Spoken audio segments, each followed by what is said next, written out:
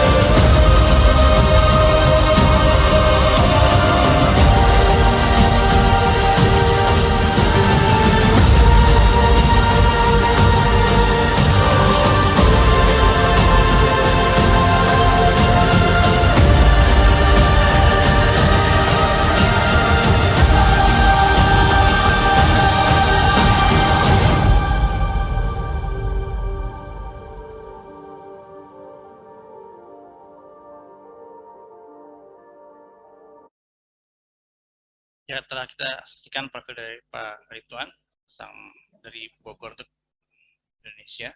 Ya, sekarang dari Mahawarman untuk Mahawarman. Pak Ridwan sudah siap, Pak? Insya Allah siap, Pak Adi. Nah, silakan Pak Ridwan, dimulai. Oke, Bismillahirrahmanirrahim. Assalamualaikum warahmatullahi wabarakatuh. Waalaikumsalam warahmatullahi wabarakatuh. Selamat pagi dan salam sejahtera bagi kita semua. Alhamdulillahirabbil alamin. Wassalatu wassalamu ala asrofil anbiya'i wal mursalin wa ala alihi wa sahbihi ajmain amma ba'du. Teman-teman, Bapak Ibu semua, terus terang materi hari ini rada berat ya. Rada berat itu ini kalau otak dipakai kayaknya akan terjadi banyak pertentangan. Tapi kalau hati yang dipakai, insya Allah akan lancar. Dan menurut saya ini materi ini sangat penting bagi kehidupan kita.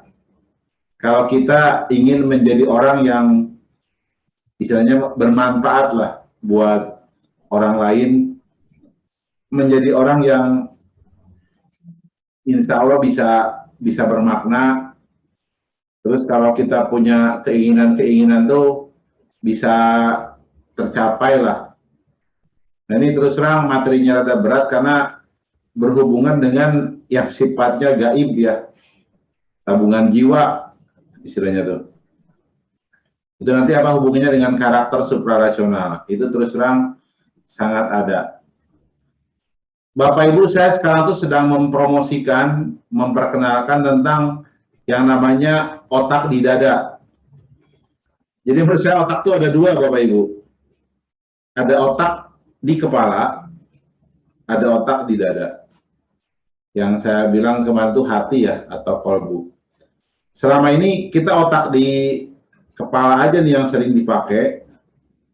Otak di dada atau hati itu jarang dipakai. Padahal hati itu terus terang kemanfaatannya sangat banyak dan itu sangat ibaratnya tuh berpengaruh dalam kehidupan kita.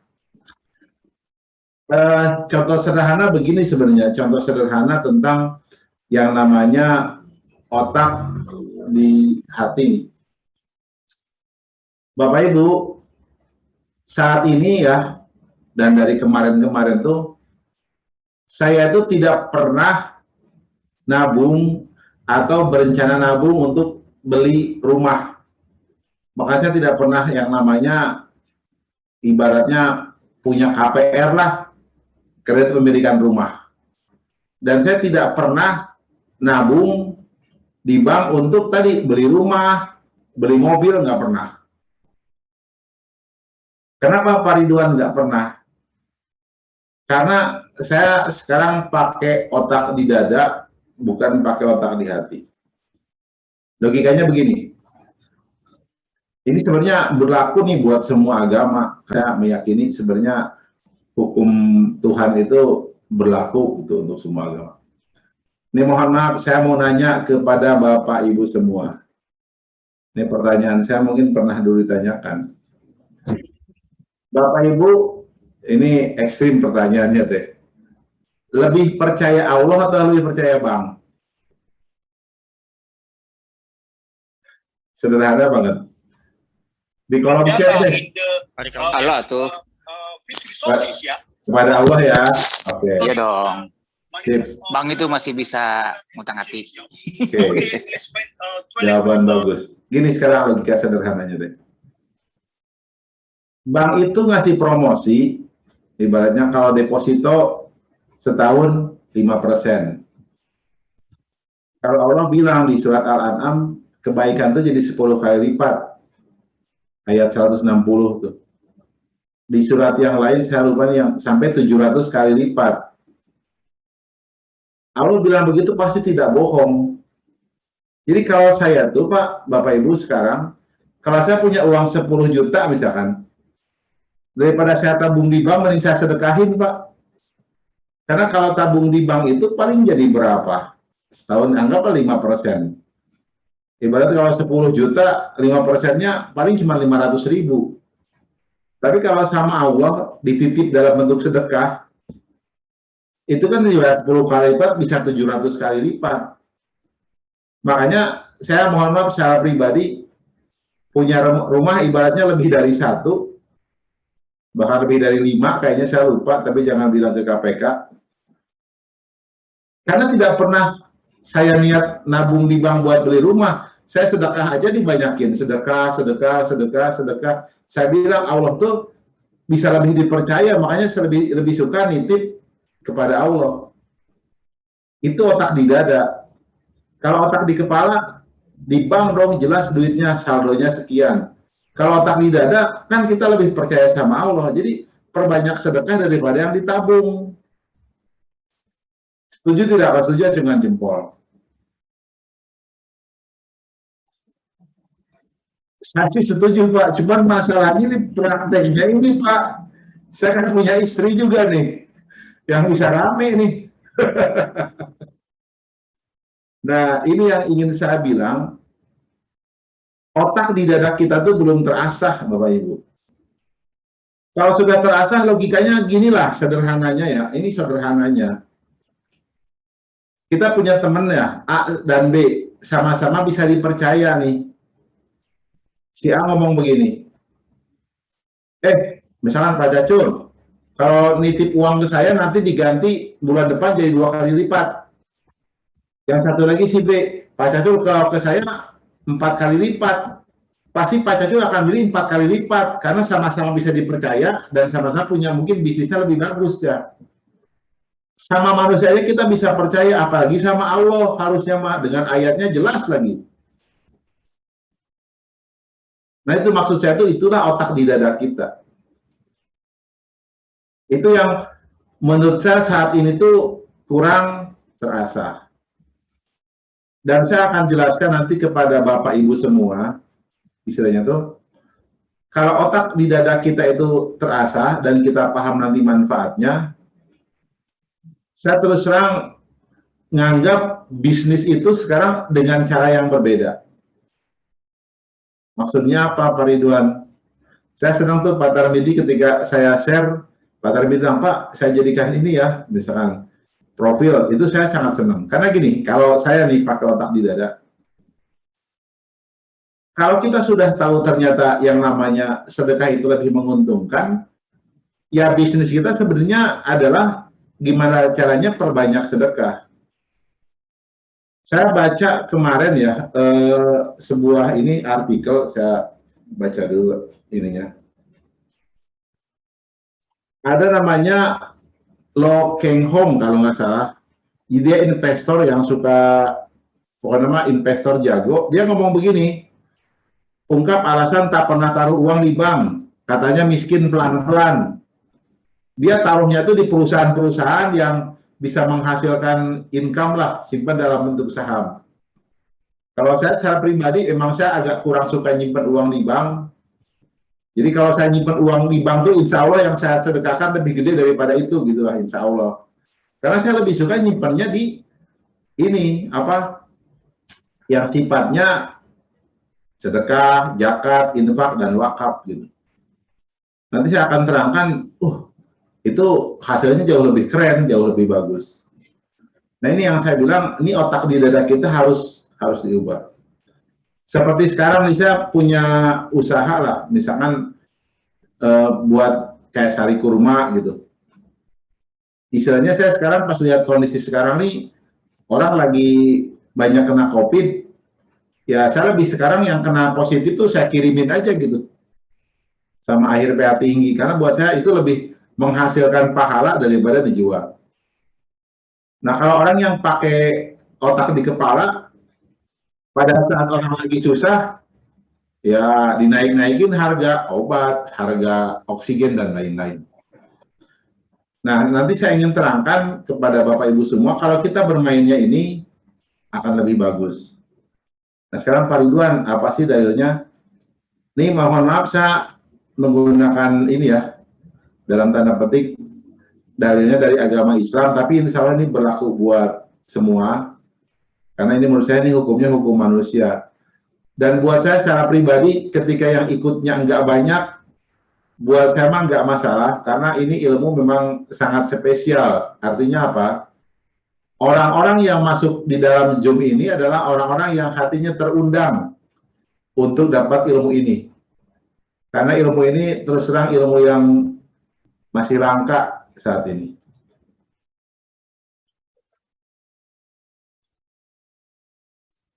Nah, saya bacakan dalilnya begini.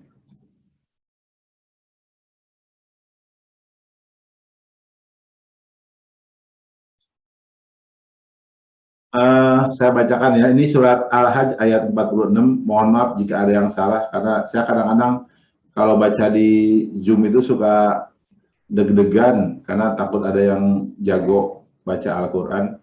Oke, a'udzubillahiminasyaitonirrajim, bismillahirrahmanirrahim. Afalam yasiru fil ardi fatakuna lahum qulubun ya'qiluna biha aw adanu yasma'una biha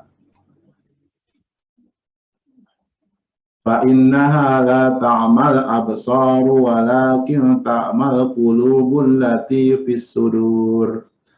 Jadi, maka apakah mereka tidak berjalan di muka bumi, lalu mereka mempunyai hati yang dengan itu mereka dapat memahami, atau mempunyai telinga yang dengan itu mereka dapat mendengar. Karena sesungguhnya bukanlah mata itu yang buta, tetapi yang buta ialah hati yang ada dalam dada. Di sini maknanya itu kan, ini kulubu ya'miruna biha. Jadi, lalu mempunyai hati yang dengan itu mereka dapat memahami. Nih, di sini dikatakan hati itu dapat memahami loh. Berarti kan hati ketika bicara paham, dia bisa mikir. Ini yang jadi masalah, kita itu dari kecil hatinya itu tidak pernah dilatih untuk mikir gitu. Maksudnya apa Pak Ridwan, hati tidak pernah dilatih untuk mikir? Ya sebenarnya kan banyak hal-hal yang kalau bicara ibaratnya mah ngomongin pahala itu kan sebenarnya hati. Cuman hati kita tidak pernah berpikir, efeknya kita nggak menganggap itu ada atau tidak menganggap itu penting. Contoh, mohon maaf buat yang beragama Islam, anggaplah sebelum pandemi, sholat berjamaah di masjid itu 27 derajat, tapi kan kita nggak pernah mikir bahwa itu penting sehingga kita males. Tapi giliran misalkan ada lowongan kerja di tempat lain gajinya 27 kali lipat, kita pasti mau pindah. Jadi kita tuh selama ini yang diasah cuma otak. Jadi yang di kepala, tapi otak yang di dada atau hati itu tidak diasah. Dan memang ini terus terang, apa ya, kalau saya boleh bilang, ayat ini tuh jarang ditimbulkan ke publik, karena kalau misalkan kita semua bisa memanfaatkan hati kita, dunia berubah Bapak Ibu. Oh Pak Ridwan, ada lagi nggak dalilnya? Nah ini sekarang, kita lihat. Langsung saya bacakan artinya saja. Surat Al-A'raf ayat 179. Dan sesungguhnya kami jadikan untuk isi neraka jahanam kebanyakan dari jin dan manusia. Mereka mempunyai hati tetapi tidak dipergunakan untuk memahami ayat-ayat Allah, dan mempunyai mata tapi tidak dipergunakan untuk melihat tanda-tanda kekuasaan Allah, dan mereka mempunyai telinga tidak berguna untuk mendengar ayat-ayat Allah. Mereka itu sebagai binatang ternak, bahkan mereka lebih sesat lagi, mereka adalah orang-orang yang lalai. Jadi kita itu punya hati terus terang jarang dipakai. Kalau saya lihat banyak orang Indonesia itu terus terang punya hati jarang dipakai. Makanya kan kalau orang berbuat jahat, dasar kamu nggak punya hati gitu. Kan misalkan sekarang banyak orang yang butuh oksigen gitu, tapi harganya sampai 10 kali lipat. Itu kan disebutkan orang tidak punya hati nurani. Nah kalau kita mungkin masih punya hati nurani, cuman nggak dipakai hatinya. Jadi akhirnya juga efeknya sama. Nah, ini dua ayat ini yang buat saya, ini hati bisa mikir gitu. Nah, kebetulan menurut saya sih, mudah-mudahan omongan saya tidak salah, saya termasuk salah satu orang yang bisa membuat atau memanfaatkan bahwa hati itu bisa berpikir. Gitu. Nah, berikutnya, apa sih nanti manfaatnya hati? Dari An-Nu'man bin Bashir radhiyallahu an, Nabi Muhammad SAW bersabda, ingatlah bahwa di dalam jasad itu ada segumpal daging. Jika ia baik, maka baik pula jasad. Jika ia rusak, maka rusak pula seluruh jasad. Ketahuilah bahwa ia adalah hati. Di sini kolbu nih. Jadi kalau dihubungkan dengan ayat-ayat tadi, jadi kalau kita misalnya kolbunya bisa mikir, kolbunya kita itu sehat, ya, insya Allah di sini badannya juga sehat, Bapak Ibu. Kan di sini kan ada silogisme nih. Jika ia baik, jika si kolbunya baik, maka jasadnya juga baik. Tapi jika si kolbunya rusak, misalkan, maka jasadnya rusak. Kalau istilah silogisme gini, Bu. Jika hati baik, maka jasadnya baik. Kalau kontraposisinya tuh, kalau tidak salah, jika badan kita, jasad kita tidak baik, maka ada hatinya yang kurang baik.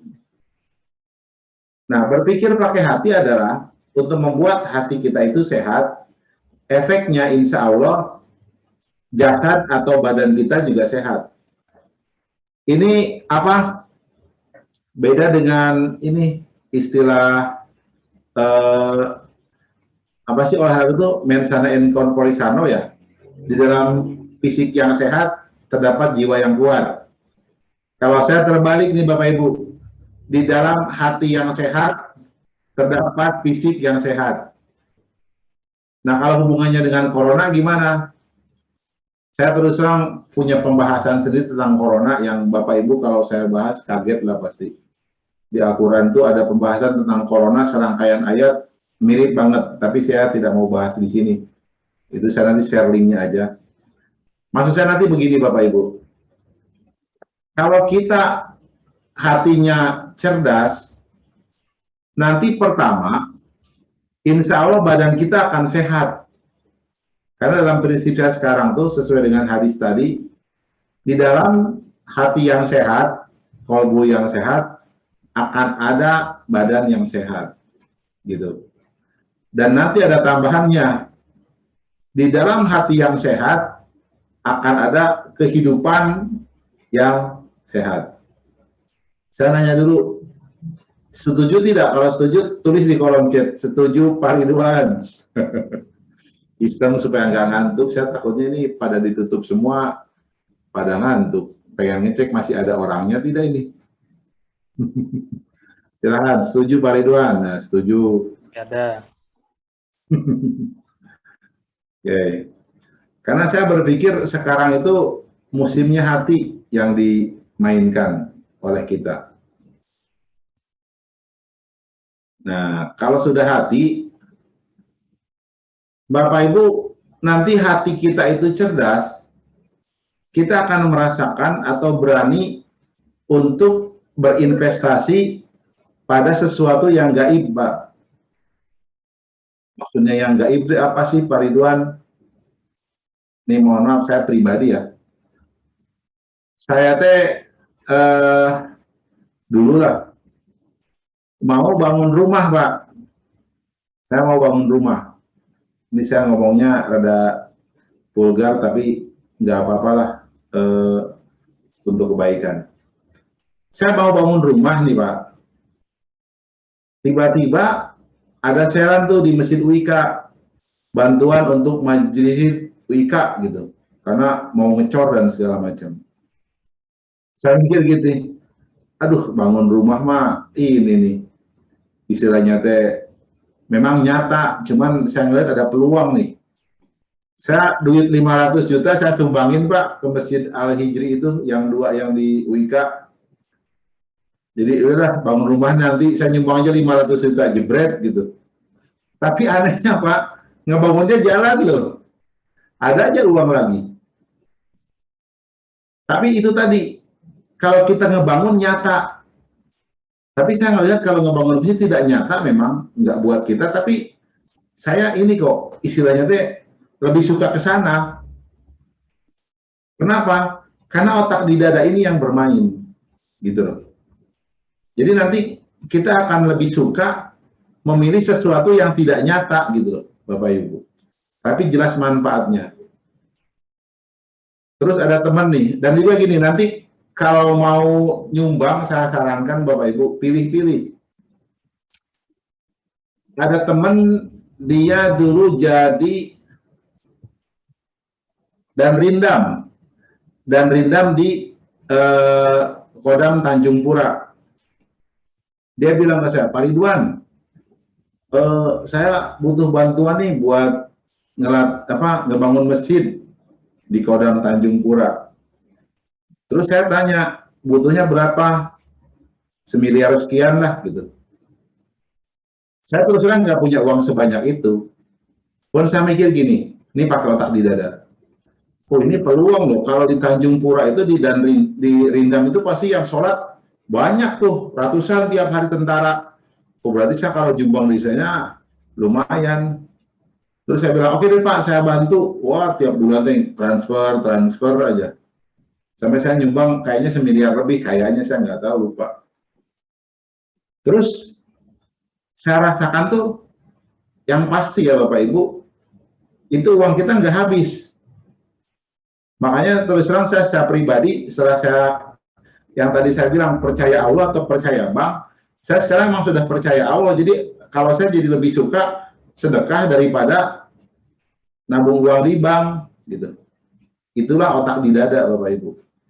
Itulah otak di dada.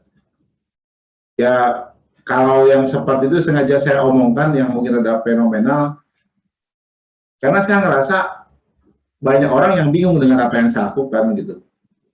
Kalau ini makan, wah Pak Ridwan bohong. Kalau bohong mah gampang. Kalau zaman sekarang tuh kalau sedekah ada sertifikatnya Pak.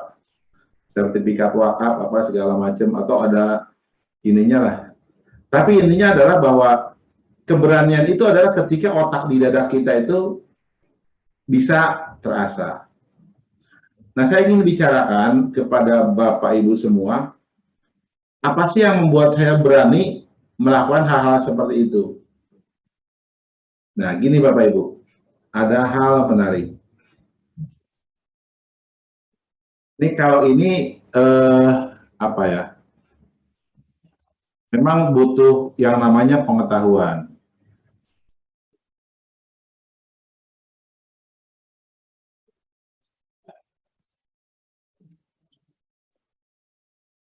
Bentar.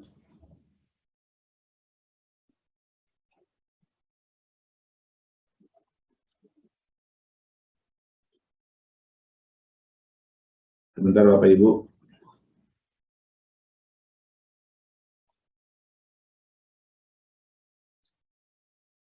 Nah ini ada yang namanya tabungan raga sama tabungan jiwa. Ya, Bapak Ibu bisa lihat ini PowerPoint-nya, bisa lihat nggak? Kalau lihat? Bisa Pak. Bisa, oke. Ini Pak Ridwan, apa sih tabungan raga sama tabungan jiwa? Nah terus terang saya menemukan teori ini juga pakai otak di dada nih Bapak Ibu. Jadi istilahnya teh kalau nanti otak kita sudah terasah, ada yang namanya hati nurani yang memberikan petunjuk ke dalam diri kita. Ini manusia itu ada dua nih, ada raga, ada jiwa. Pendidikan kita itu, ini mohon maaf, karena berbasisnya di akal, itu selalu ngomongnya tuh raga, jarang ngomongin jiwa. Buktinya apa? Buktinya kalau ditanya kebutuhan primer manusia apa? Pasti jawabnya sandang, pangan, papan. Betul tidak? Di kolom chat aja kalau setuju. Betul kan? Ya, sandang, pangan, papan. Itu sebenarnya kebutuhan raga. Jarang kita bicara yang namanya kebutuhan jiwa. Kebutuhan jiwa itu ada. Jadi ini hati itu juga punya kebutuhan. Nih mohon maaf nih. Kita tuh selama ini pendidikan butuhnya kebutuhan raga. Jadi apa? Mikirin kerja buat dapat rumah, buat dapat beli pakaian, buat makanan, mobil, handphone, dan rekreasi. Ini kebutuhan raga. Makanya apa? Makanya ibaratnya itu orang kerja nyari duit. Saya digaji berapa, saya di ini apa, gitu loh. Kebanyakan itu. Ingat Bapak Ibu, ternyata kan kita sepakat ada jiwa dan raga. Nah jiwa ini yang kadang-kadang tidak pernah kita pikirkan kebutuhannya. Jiwa itu kan butuh yang namanya beribadah nih kepada Yang Maha Kuasa. Keluarga yang baik, anak berprestasi, gitu loh. memberikan solusi kalau ada masalah. Ini tidak pernah dipikirkan. Artinya apa? Hari-hari kita kan nyari duit, nyari duit, nyari duit. Tidak pernah hari-hari kita itu dilakukan untuk menambah tabungan, istilahnya kebutuhan jiwa, supaya ibaratnya kebutuhan jiwa kita terpenuhi, sehingga hati kita menjadi tenang, kan tidak pernah dipikirkan. Makanya kan gini, ketika orang kerja ngelembur untuk urusan apa, ini supaya dapat uang lembur, tapi kita tidak pernah yang namanya beribadah juga ngelembur gitu. Saya mau nambah, sekarang sholatnya, kalian beragam sholat sunat duha, apa sholat rawatib.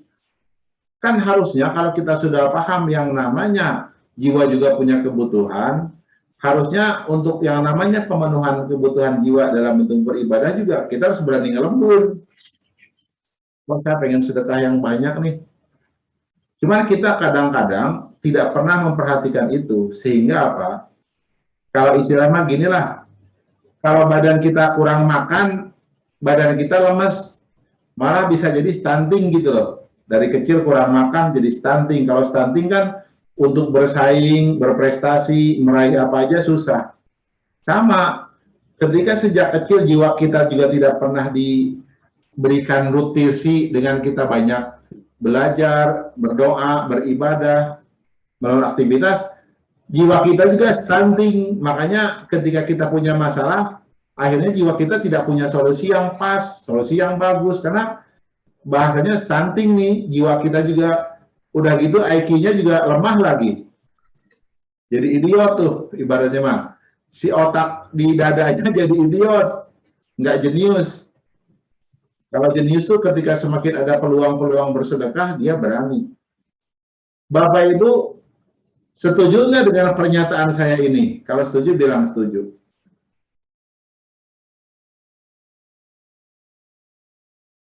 Bisa di kolom chat jawab setuju gitu.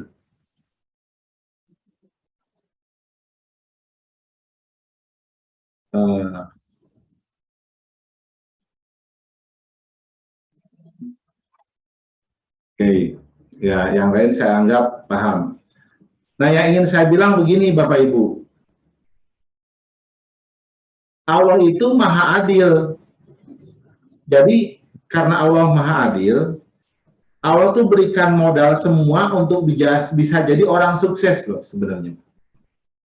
Cuman yang jadi masalah tadi, ini mohon maaf Bapak Ibu, kita ini terjebak hanya masalah fisik, kebutuhan raga, sehingga yang bersaing itu yang otaknya cerdas, yang mungkin lulusan mana, dia bisa bersaing, bisa jadi sukses. Tapi yang nggak lulus SD, apa segala macam susah bersaing. Ini mohon maaf, saya hanya mencontohkan sebagai contoh lah. Ini berlaku buat semua. Kalau kita belajar dari Nabi Muhammad SAW, beliau itu yang diasah, orang itu kan otak di dadanya. Makanya Rasulullah bilang bahwa saya diturunkan itu semata-mata untuk memperbaiki akhlak. Di sini kan otak di dada nih. Makanya kan seorang budak belian saja namanya Bilal bin Rabah itu jadi ngetop sampai sekarang tuh dikenal. Orang miskin yang namanya Abu Hurairah itu juga dikenal karena semua itu diberikan kelebihan. Orang kaya seperti Abdurrahman bin Auf juga terkenal sampai sekarang. Kenapa? Karena otak di dadanya itu hidup. Mau orang miskin, budak, orang kaya, semua eksis sampai sekarang. Tapi zaman sekarang mohon maaf, orang miskin aja, udah gitu juga nggak eksis. Orang kaya juga kadang nggak eksis zaman sekarang. Orang pinter juga nggak eksis. Kenapa? Karena otak di dadanya tidak diasah. Dan akhirnya sekarang apa? Berpikir kehidupan itu tidak adil. Bukannya tidak adil, karena apa? Karena hati kita nggak diasah, Bapak Ibu. Sehingga ketika nggak diasah, ya kita nggak eksis. Kalau Nabi Muhammad SAW itu hati para pengikutnya itu diasah. Sehingga eksis semua. Makanya pendidikan nasional kalau menurut saya, ya, kalau menurut saya istilahnya itu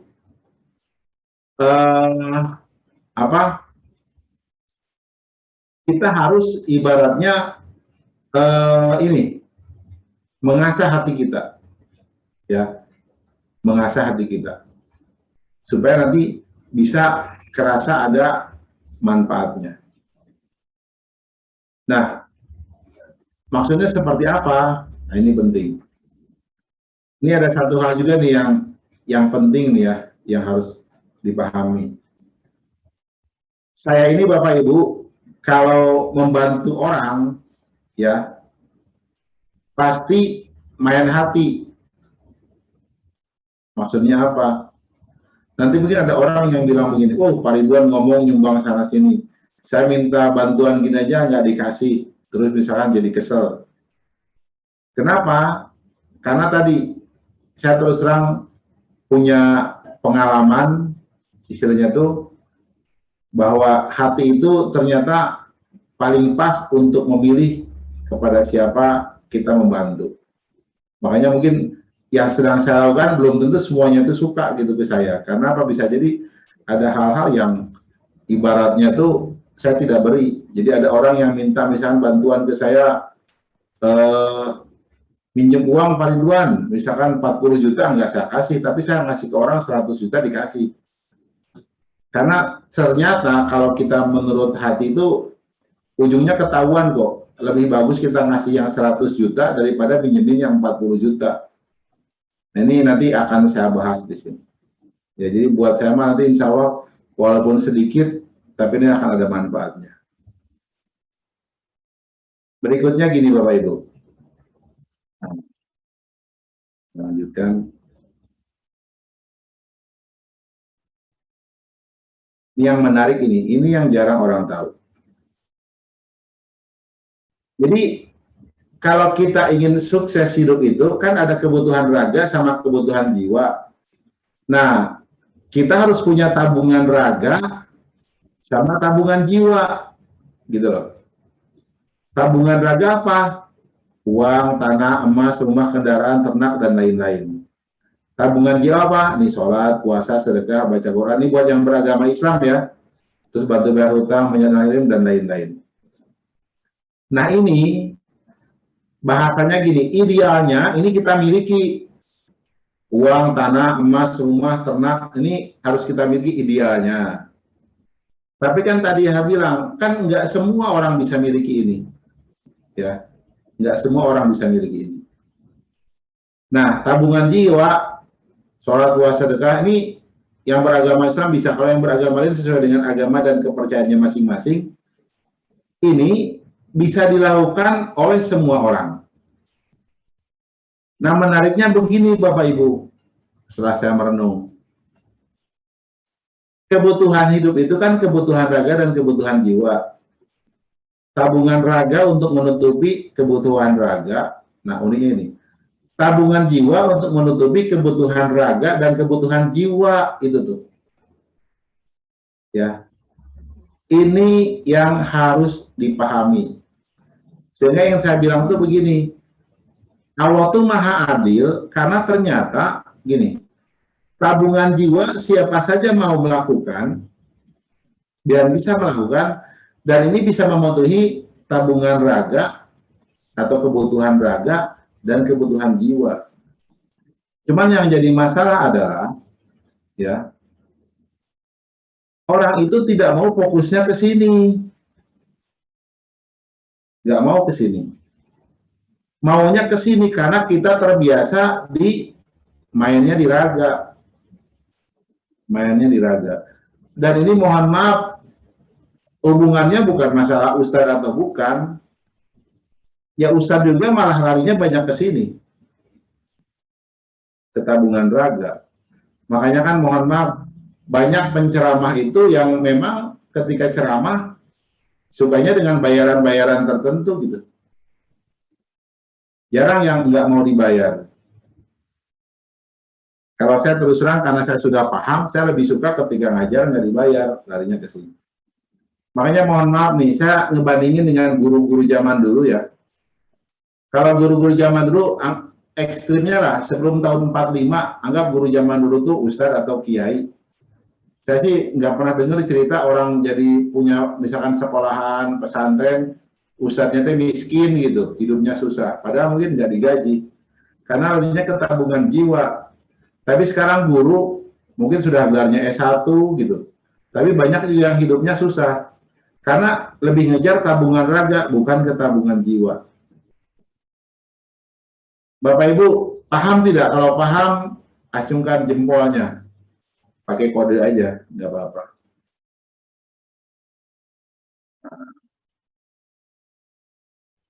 Ini yang terus terang saya secara pribadi, kalau hati itu tidak terasa, ya, kalau hati itu tidak terasa, ya pasti akan larinya ke sini. Dan terus terang juga nih, mohon maaf, kita itu pasti akan terjebak dengan yang namanya numpuk-numpuk harta gitu. Padahal terus terang ketika tabungan jiwanya sedikit, dia pasti akan merasa kurang. Nah, dia pasti akan merasa kurang. Pak Ridwan, apa sih bukti istilahnya itu tabungan jiwa menutupi kebutuhan raga? Gini Bapak Ibu, ini cerita teman nih, cerita teman. Ini kalau cerita saya mungkin terlalu banyak dan takutnya tadi vulgar, nanti ada yang tersinggung keluar lagi. Mungkin pernah punya pengalaman interaksi sama saya tidak sesuai dengan yang apa yang saya ceritakan atau apa gitu. Jadi gini, ada teman ngikut saya buka les bayaran seikhlasnya. Terus dia punya murid yang ibaratnya datang tapi nggak pernah bayar gitu, murid lesnya tuh. Kan dia siapan kotak, tapi datang nggak pernah bayar. Dia mau negur kurang enak. Mau negur kurang enak. Istilahnya tuh. Mau negur kurang enak. Terus ya udah didiamkan aja.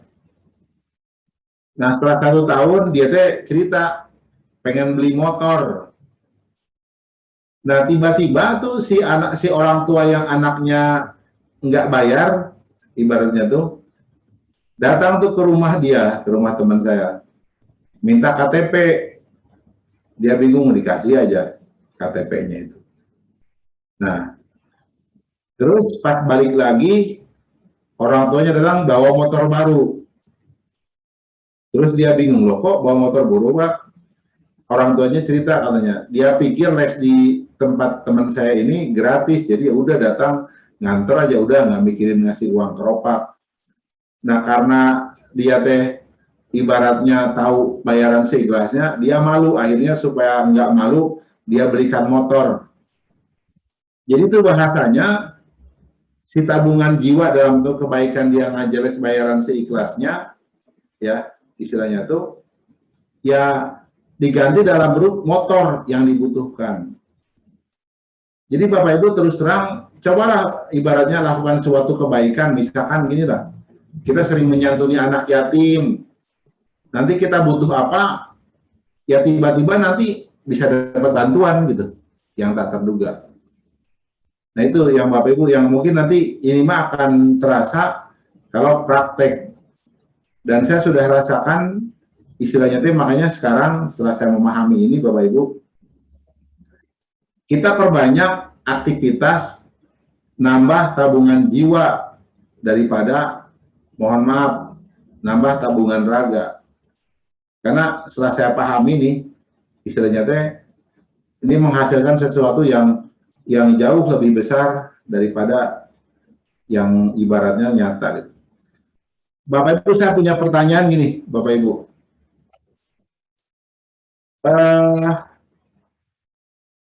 Zaman sekarang misalkan, istilahnya teh ada yang namanya alat pemanas yang namanya dispenser. Kalau Bapak Ibu mau minum air panas nih, terus suruh milih, mau ngerebus dulu atau langsung ke dispenser keluar air panas? Saya mau nanya. Pakai kolom chat boleh dijawabnya.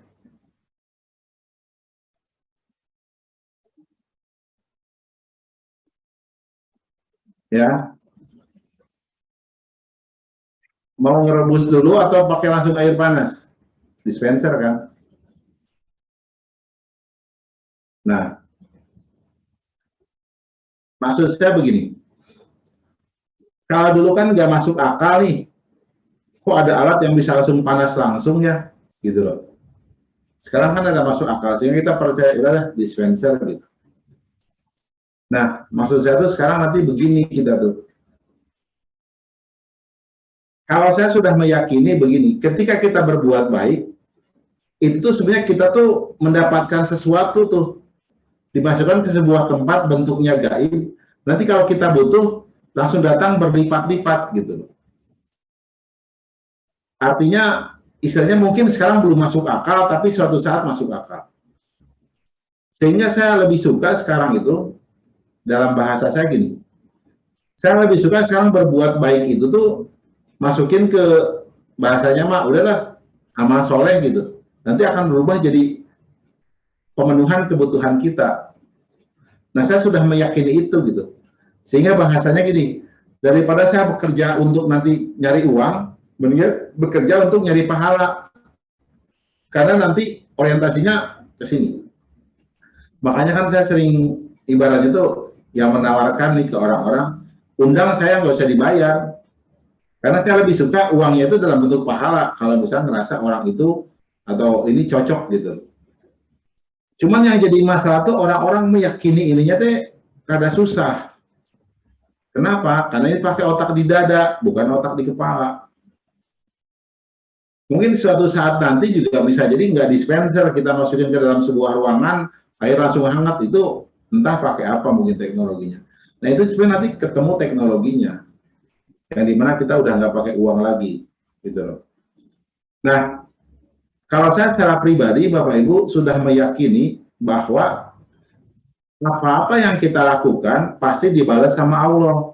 Dan karena kita percaya sama Allah, jadi sekarang perbanyaklah melakukan apa yang positif-positif gitu. Karena pasti balik lagi kita. Contoh seperti sekarang. Saya misalkan bikin begini tidak dibayar misalkan. Pelatihan di mana tidak dibayar. Nanti ini jadi sesuatu energi nih. Nanti akan balik lagi ke kita dalam bentuk yang tidak disangka-sangka. Istilahnya tuh apa ya? Kebaikan-kebaikan yang kita buat tuh pasti akan kembali ke kita, sehingga perbanyaklah kebaikan. Cuman kalau saya pribadi terkadang bermainnya pakai hati. Kenapa? Dulu pernah ada sembarangan orang gitu, saya minta sumbangan, Pak minta sumbangan buat masjid anu. Ternyata pas dicek sama saya, titipan yang dikirim berapa, yang masuk berapa. Jadi saya bilang, oh ternyata saya harus hati-hatilah. Kalau ngebantu orang yang memang kita kenal bisa dipercaya gitu. Kecuali ya kita emang nggak mikir, cuman kan lebih bagus ketika kita nitipkan X, nyampainya X, supaya nanti memang ke mesinnya nyampe gitu. Seperti itu. Makanya nanti kalau misalnya tiba-tiba pas saya ngomong gini terus minta bantuan, itu tadi paling saya pakai hati. Bisa dibantu, bisa tidak. Makanya mungkin kalau ada orang yang ngerasa minta bantuan ke saya, terus Pak Ridwan ngomong doang, ternyata saya minta bantuan nggak dikasih, karena hati saya tidak ngasih, gitu aja. Nanti Bapak Ibu akan merasakan sendiri Bapak Ibu bahwa ketika hati kita sudah terlatih, itu akan berbunyi seperti itu, melihat sesuatu. Oke, Bapak Ibu sudah, gini saya tanya dulu, sepakat tidak bahwa nanti kalau kita beraktivitas suatu kebaikan, nanti kita juga akan dapat kebaikan lagi? Kalau sepakat, tulis sepakat. Sepakat. Nah, sepakat ya. Saya ingin bilang bahwa ilmu saya ini belum tentu juga dimiliki ustadz, dimiliki kiai yang mungkin ya sehari-harinya ngomongin agama gitu. Kalau saya sih sehari-hari nggak ngomongin agama, saya hari-harinya ngomongin matematika, ya.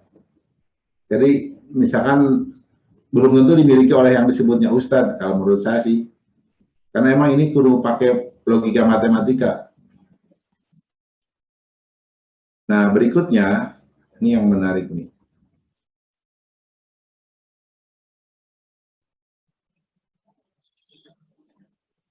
Nah, Bapak Ibu, tabungan jiwa yang saya tadi pernah bilang dulu tuh, jadi semakin besar wadah rezeki, maka tabungan jiwa semakin besar.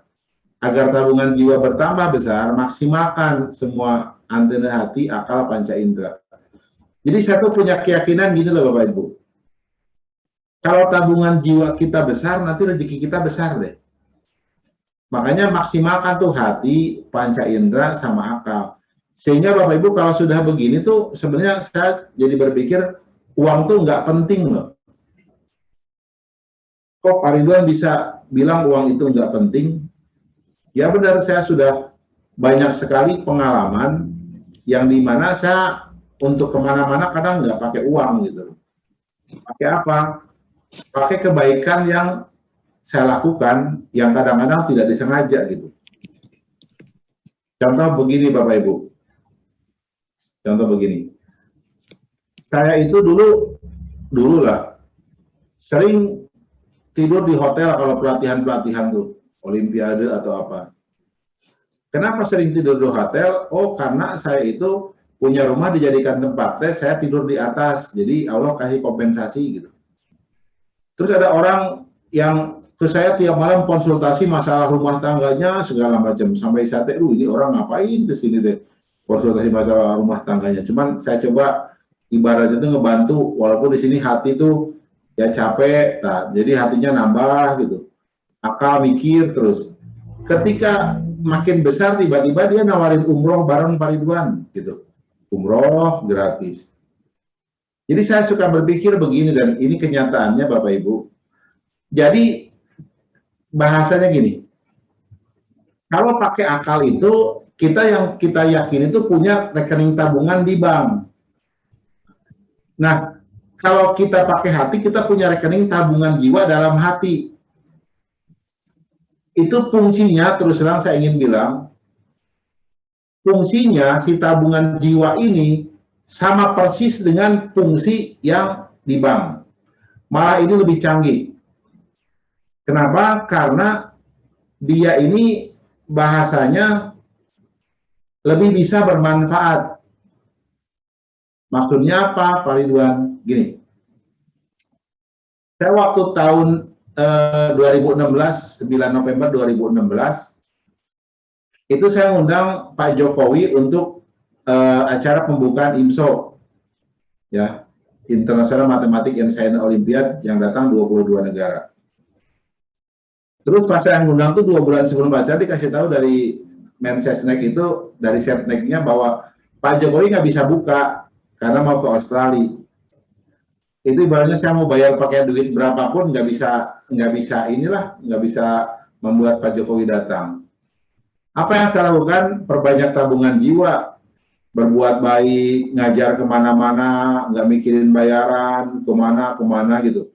Sedekah diperbanyak. Nah, tabungan jiwa inilah yang untuk ibaratnya bisa membuat Pak Jokowi datang. Saya banyak berdoa, akhirnya istilahnya itu Pak Jokowi bisa hadir. Saya ingin bilang begini Bapak Ibu, ini rahasia ilahi bahasanya. Jadi, uang di bank itu sebenarnya terkonversi dengan ini. Terkonversi dengan ini. Maksudnya apa? Gini, saya ingin beritahu kepada Bapak dan Ibu. Misalkan Bapak Ibu teh banyak berbuat baik ke orang. Walaupun orangnya tidak kita kenal, banyak berbuat baik. Ini misalkan nilainya 1000x. Nah, terus kita punya tabungan misalkan 10 juta. Bisa jadi uang 10 juta itu sama dengan 1000x Bapak Ibu.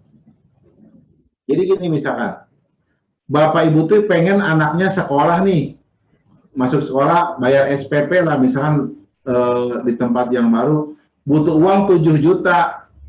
Bapak Ibu nggak punya uang cash tuh 10 juta, 7 juta. Tapi Bapak Ibu punya di sini 1000x yang setara dengan 10 juta.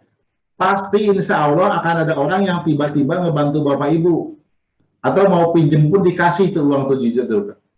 Karena apa? Karena Bapak Ibu punya tabungan jiwa senilai 10 juta. Ya tabungan jiwa ini kan karena kita berbuat baik dengan A, B, C, D, E, bisa jadi yang bantunya si C, si D, atau si F yang tidak kita kenal. Tapi syaratnya kita punya saldo besar.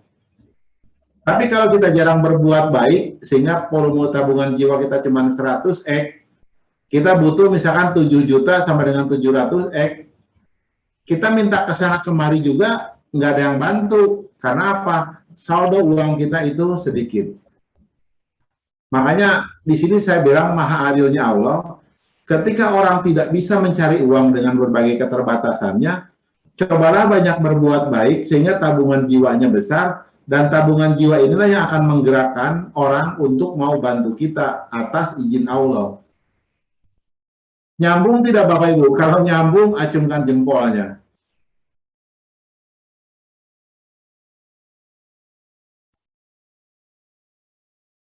Nah, hebatnya ini adalah si tabungan jiwa ini bukan hanya kebutuhan uang, tapi kebutuhan hal-hal yang sifatnya non-uang. Contoh gini deh, saya tuh pernah diundang ngisi di Spersad, yang undangnya Aster, ini apa bukan Aster, pokoknya Aspers kalau nggak salah. Terus saya bilang dalam hati, aduh saya pengen ini deh, ceramah di depan kasat, terus para panglima, itu permintaan itu nggak bisa pakai uang tuh dipenuhinya. Dia harus pakai tabungan jiwa. Jadi tabungan jiwa itu mungkin butuh 10.000 meter kubik gitu. Itu minggu depannya Bapak Ibu saya diundang di acara Apel Dansat di situ Lembang, yang hadir itu Kasat, Pangkostrat, Pangdam, dan Rem, dan Yon, dan Brig, semua tuh. Makanya saya ada foto dengan Pak itu, Pak Mulyono dulu. Itu apa? Ini nih, si tabungan jiwa ini yang memenuhi. Dan dia akan didapatkan kalau hati kita ini hidup. Nah ini terus terang kalau hatinya tidak hidup, ya nggak bisa. Ya. Ini kalau kita pengen lulus ujian dan lain-lain itu pakai tabungan jiwa, nggak bisa pakai uang. Bapak Ibu paham nggak nih? Saya mau nanya. Paham tidak? Kalau paham, tulis paham. Dan hati saya berbisik nih. Di sini boleh nanya, ada yang mau nanya nggak? Yang di sininya loh ya.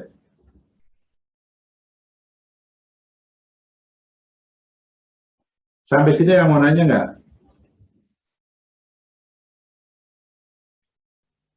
Silakan Bapak Ibu yang ingin bertanya. Nih hati saya berbisik, tawarin ada yang mau nanya nggak gitu. Jadi Saya. Oh, sok, mangga Pak Jacul.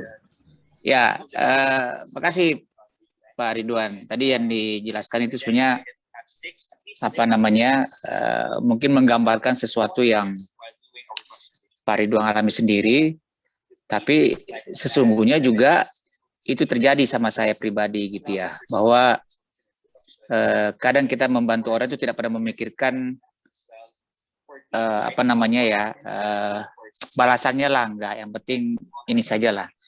Tapi terkadang kita juga bertanya-tanya, jika di saat kita lagi susah, tahu-tahu itu ada balasan. Kita nggak tahu dari mana sumbernya. Mungkin itu bahasanya. Nah, kira-kira Pak Ridwan, kalau misalnya kita mau ukur dengan apa ya, apa itu namanya, kalau misalnya kita pengen dapat tapi ada warningnya gitu loh. Apa sih yang harus saya lakukan gitu loh. Kalau ada warningnya kan enak nih. Waduh, nanti saya pengen beli motor, saya harus ngasih misalnya Pak Roni berapa rupiah gitu kan, tapi tidak usah ngomong-ngomong, atau Pak Roni ngasih saya motor. Apa tuh? Konektivitasnya itu loh yang saya maksud. Jadi kan kadang kita, kalau dalam ilmunya Pak Ridwan ini kan kita menyerahkan semuanya kepada yang di atas, tapi kadang kita pengen mengikuti arahnya seperti apa. Kayak bikin, Pak Ridwan kemarin bikin disertasi lah, ada metodologi, ada urutannya gitu ya. Nah itu kan bisa nggak kita apa namanya ya, mempelajarinya itu secara real gitu Pak Ridwan. Ya. Ini pertanyaan hebat, ini pertanyaan dosen kayak gini emang. Waduh, enggak, ini enggak, bukan, jangan dilihat itunya. Mantap ini, benar. Pertanyaannya mantap. Ini saya buat ilustrasi ya, Pak. Gini, misalkan ya kita mau beli motor, kita tahu tuh motornya harganya misalkan 30 juta. Terus kita datang ke bank bawa uang 50 juta. Kira-kira saya nanya ke Pak Cacul, kita berdoa nggak kepada Allah, ya Allah semoga saya bisa kebeli motor. Kira-kira bakal berdoa nggak kepada Allah kalau harga motor 30 juta, kita bawa uang 50 juta? Iya. Pasti tidak akan berdoa kan? Kenapa? Karena otak kita bilang pasti kebeli. Udah cukup. Betul, Ya. kan? Nah itu. Tapi kalau kita misalkan punya uang 25 juta, mau beli motor 30 juta, rada deg-degan kan? Ya Allah, semoga nanti bisa turun harganya, jadi saya tawar nanti. Ada rasa-rasa itu kan istilahnya teh, ya istilahnya tuh ada rasa itu. Di situ otak kita bilang bahwa ini kayaknya ragu nih, nggak cukup. Tapi kalau harga motor 30 juta, kita bawa uang 5 juta, udah langsung, udahlah nggak usah beli, nggak mungkin, gitu kan.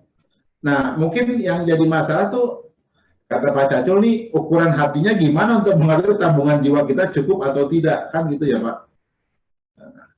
Gini Pak, setelah saya merenung begini.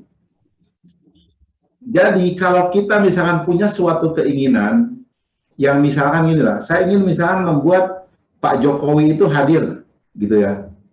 Terus saya banyak puasa, banyak apa. Pada saat itu kita tidak usah berpikir, ini kuotanya sampai atau tidak. Yang dilakukan adalah, teruslah berbuat baik. Karena nanti Allah akan kasih yang terbaik untuk kita sesuai dengan kapasitas kita. Jadi gini, bisa jadi nanti kalau misalkan Allah kasih yang terbaik itu misalkan nih, jatah kita tuh X nih kalau misalkan Pak Jokowi datang. Kita berbuat baik sampai misalkan tiba-tiba 1,5 X. Mungkin tiba-tiba bukan Pak Jokowi aja yang ngebuka acara, tapi tiba-tiba ada tamu negara lain yang bisa diajak misalkan, kita nggak tahu. Jadi berlebih. Makanya dalam konsep tabungan jiwa itu Bapak Ibu, selalu mintalah yang terbaik menurut engkau, tapi ibadah kita jalankan. Makanya misalkan ketika kita ingin masuk, nih saya punya murid nih ya, pengalaman pribadi. Anaknya itu terus terang ibadahnya rajin. Jadi rajin puasa Senin Kemis, sedekah, sholat tahajud, duha, dan lain-lain. Dia ikut lomba Indonesia Science Festival, itu juara 2. Udah aja juara 2. Tapi saya bilang ini anak ini kok ibadahnya gede banget, harusnya ada yang lebih.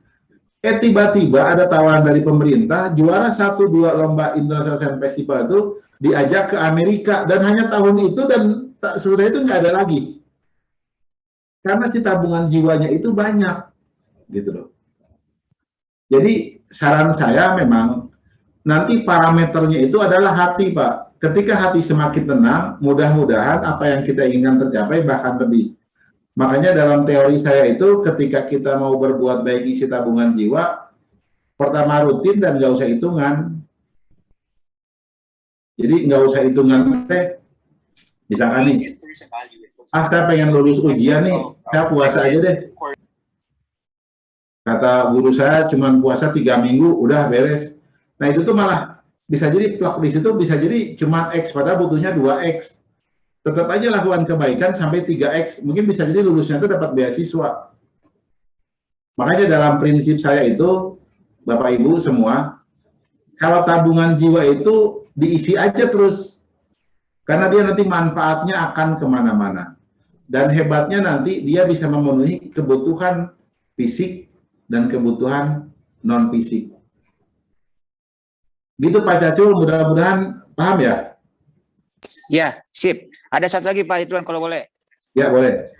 Tadi kalau kita mau meningkatkan tabungan hati, kita harus tenang ya. Gini, tabungan jiwa cirinya tuh hati kita tenang kalau cukup nanti yang kita inginkan Pak nanti. Setuju. Tapi lanjutannya begini, kadang kalau kita mau membuat hati kita tenang, kita juga harus cuek dengan kondisi kiri kanan. Kira-kira bertentangan nggak? Karena antara hati tenang dengan cuek itu atau tidak peduli dia, kan kalau kita tidak peduli dengan yang lain kan kadang-kadang membuat hati kita juga tidak apa namanya, tidak ngapa-ngapain, tidak mikirin, jadi tenang gitu loh. Sama atau beda Pak Ridwan? Nah, begini. Jadi kalau kita bicara sebuah tujuan nih Pak, ada beberapa yang membuat hati kita terganggu. Kalau kita misalkan nih pengen anggaplah membeli rumah, terus dengan banyak berbuat kebaikan. Ketika kuota gaibnya tabungan jiwanya belum cukup, itu hati kita tidak tenang. Karena nih, kuotanya belum cukup. Nah, ketika hati tidak tenangnya itu seperti itu, ya istilahnya tuh banyaklah terus ditambah tabungan jiwa dengan berbuat baik dan lain-lain. Tapi ingat ya, berbuat baiknya untuk mendapatkan ridho Allah. Yang saya bilang kemarin, kalau tidak untuk ridho Allah, nggak jadi tabungan jiwa. Gitu. Nah, itu yang tidak tenang seperti itu. Yang kedua, nah kalau ini masih manusiawi nih hati kita. Ketika hati kita itu tidak tenang karena diomongin orang, itu bukan hati yang suprarasional, bukan hati yang cerdas, Pak. Kalau hati yang cerdas nih, mohon maaf, ketika banyak orang yang ngomongin, kita gembira, Pak. Kenapa? Karena orang yang ngomongin itu sedang ngasih tabungan jiwa ke kita. Jadi bukan cuek, malah gembira. Malah kasihan ke orang yang ngomongin, gitu loh. Kita nggak usah mikir misalkan Pak, nanti kita difitnah harga diri kita apa-apa gitu loh, istilahnya deh. Enggak, karena secara hukum suprarasional tuh orang yang ngomongin jelek orang lain itu akan berpindah kebaikan orang tersebut ke kita. Jadi justru ibaratnya kita jangan sedih dan jangan cuek sebenarnya. Jadi ketika misalkan kita mengklarifikasi itu tujuannya bukan kita tuh membela diri, kasihan, takutnya tabungan jiwa orang tersebut pindah ke kita tanpa terasa. Karena biasanya pengalaman saya nih Bapak Ibu, orang yang dijelek-jelekan banyak orang suka naik derajat. Walaupun orang tersebut berbuatnya nggak benar. Contoh, mohon maaf. Ada orang melakukan salah apa, dijelek-jelekin. Akhirnya apa? Diangkat jadi duta apa. So aja lihat. Dia diangkat jadi duta sesuatu itu bukan karena dia baik, karena orang banyak menjelekkan dia, pindah tabungan jiwa orang tersebut ke dia naik derajat. Itu loh. Cuman biasanya nggak lama, karena orang nggak baik mah nggak lama ininya. Makanya kalau saya secara pribadi, ketika ada orang menjelek-jelekan saya mah seneng-seneng aja. Kenapa? Karena sedang memindahkan tabungan jiwa dia ke kita. Jadi tenang. Yang ketiga, ini juga sangat penting, usahakan hati kita tuh tidak cuek, walaupun nanti hati kita yang berbisik gitu. Ini saya pribadi begini. Ya mohon maaf sekali. Kesalahan suka banyak yang minta sumbangan gitu. Kadang lah banyak. Tapi hati saya berbisik loh. Si ini mah jangan dikasih. Si ini yang dikasih, itu yang misteri. Dan saya pasti ikut kata hati saya. Si ini dikasih, si ini jangan. Bahkan saudara kerabat yang minta tidak dikasih, tapi orang lain yang minta malah dikasih. Itu misteri. Dan percayalah sama hati kita. Karena ada hal-hal kalau hati kita sudah terasa tuh, ada hal-hal yang di luar logika kita. Ya Pak Samsul, mudah-mudahan bisa dipahami ya Pak jawaban tadi. Siap, Pak Ridwan, nuhun. Oke. Mantap. Oke, saya lanjutkan nih. Saya lanjutkan ke sini.